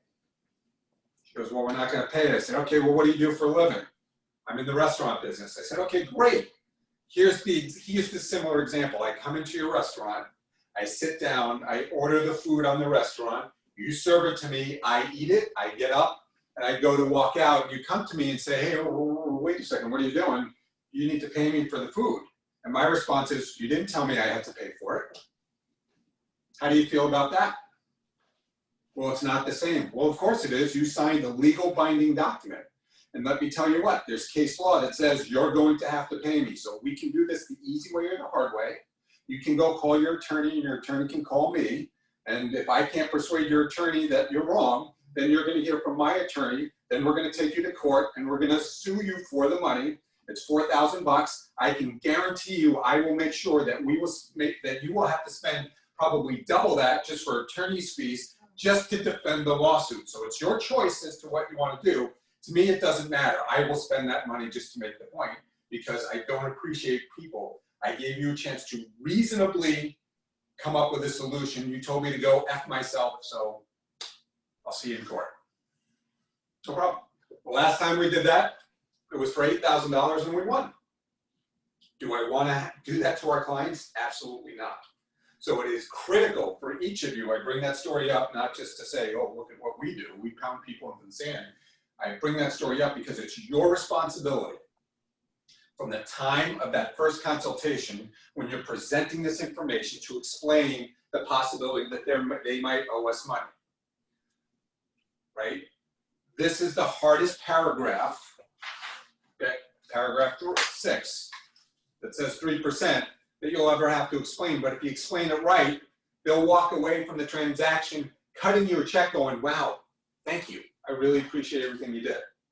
Because it's all about the value that you bring, the service that you bring, the service that this office brings on your behalf. That's why you're charging a fee. Let me ask, you were in the hotel business, or a hotel major, right? So what's the difference in price between a night at the Four Seasons and a night at the Marriott Courtyard? Throw some numbers at me. About $500. about $500. Julie, would you agree with that? Probably. Jessica, you think? Okay. Mariah, you agree with that? Okay. Or you want to take it at the bar level? What's the difference between a glass of general sparkling wine and Veuve Clicquot? There's a big difference, right? The question for me is, as it relates to the hotel, is aren't you just going to the hotel, essentially going to bed at night, waking up the next morning and leaving? Why would anyone ever pay $500 more a night to go to sleep for a night? It's the experience. It's the service. It's the market knowledge. It's the negotiating skill. It's all of that. That's all you have to offer in this business is your ability to service, negotiating skill, and market knowledge, which you get to leverage off the rest of us on. That's why you charge 3%. If you don't think you're worth it, go talk to Nicole. She's got 13 of these contracts sitting on her desk, signed by buyers. Okay? You can discount all you want to 2.5%. I'd encourage you not to, but you can. But you all have calculators, grab your calculators, and we'll end on this note.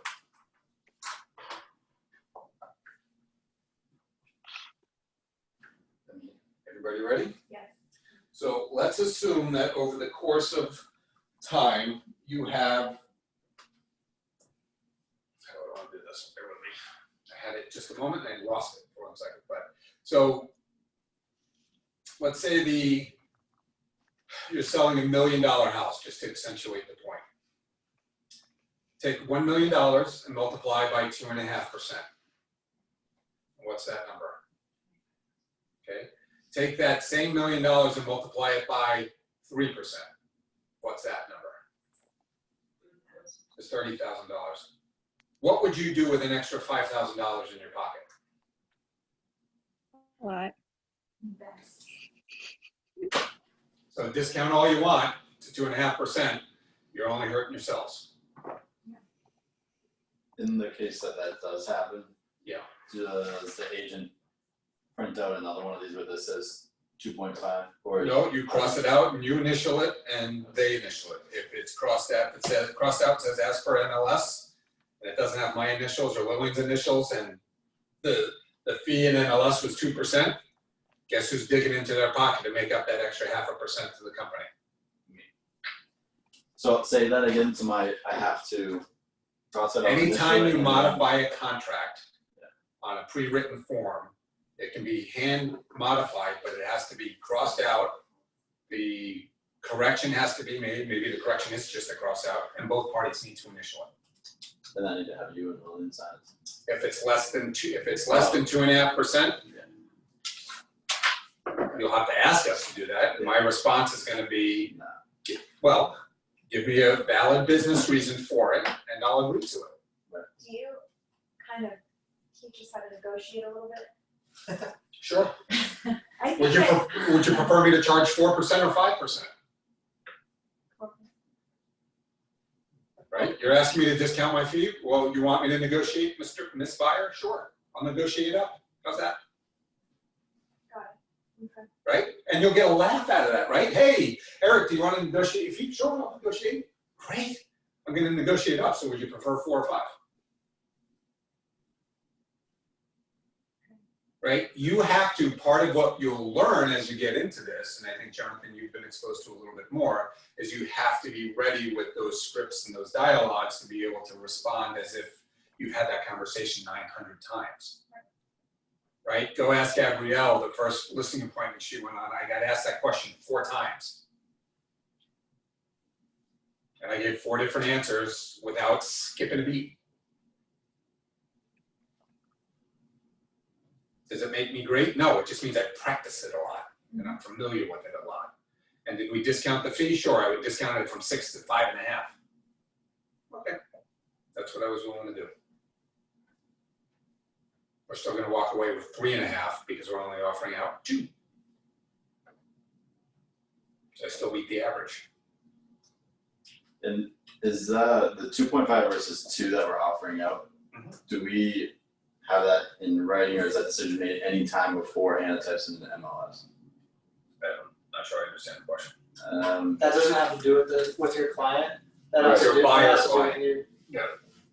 It does have everything to do with your seller client, because they're supposed to be aware of what it is, right? We cleverly, if I may say so myself, we cleverly write into the listing agreement that the cooperating compensation is specifically laid out in the contract, but we specifically say that it's at our discretion.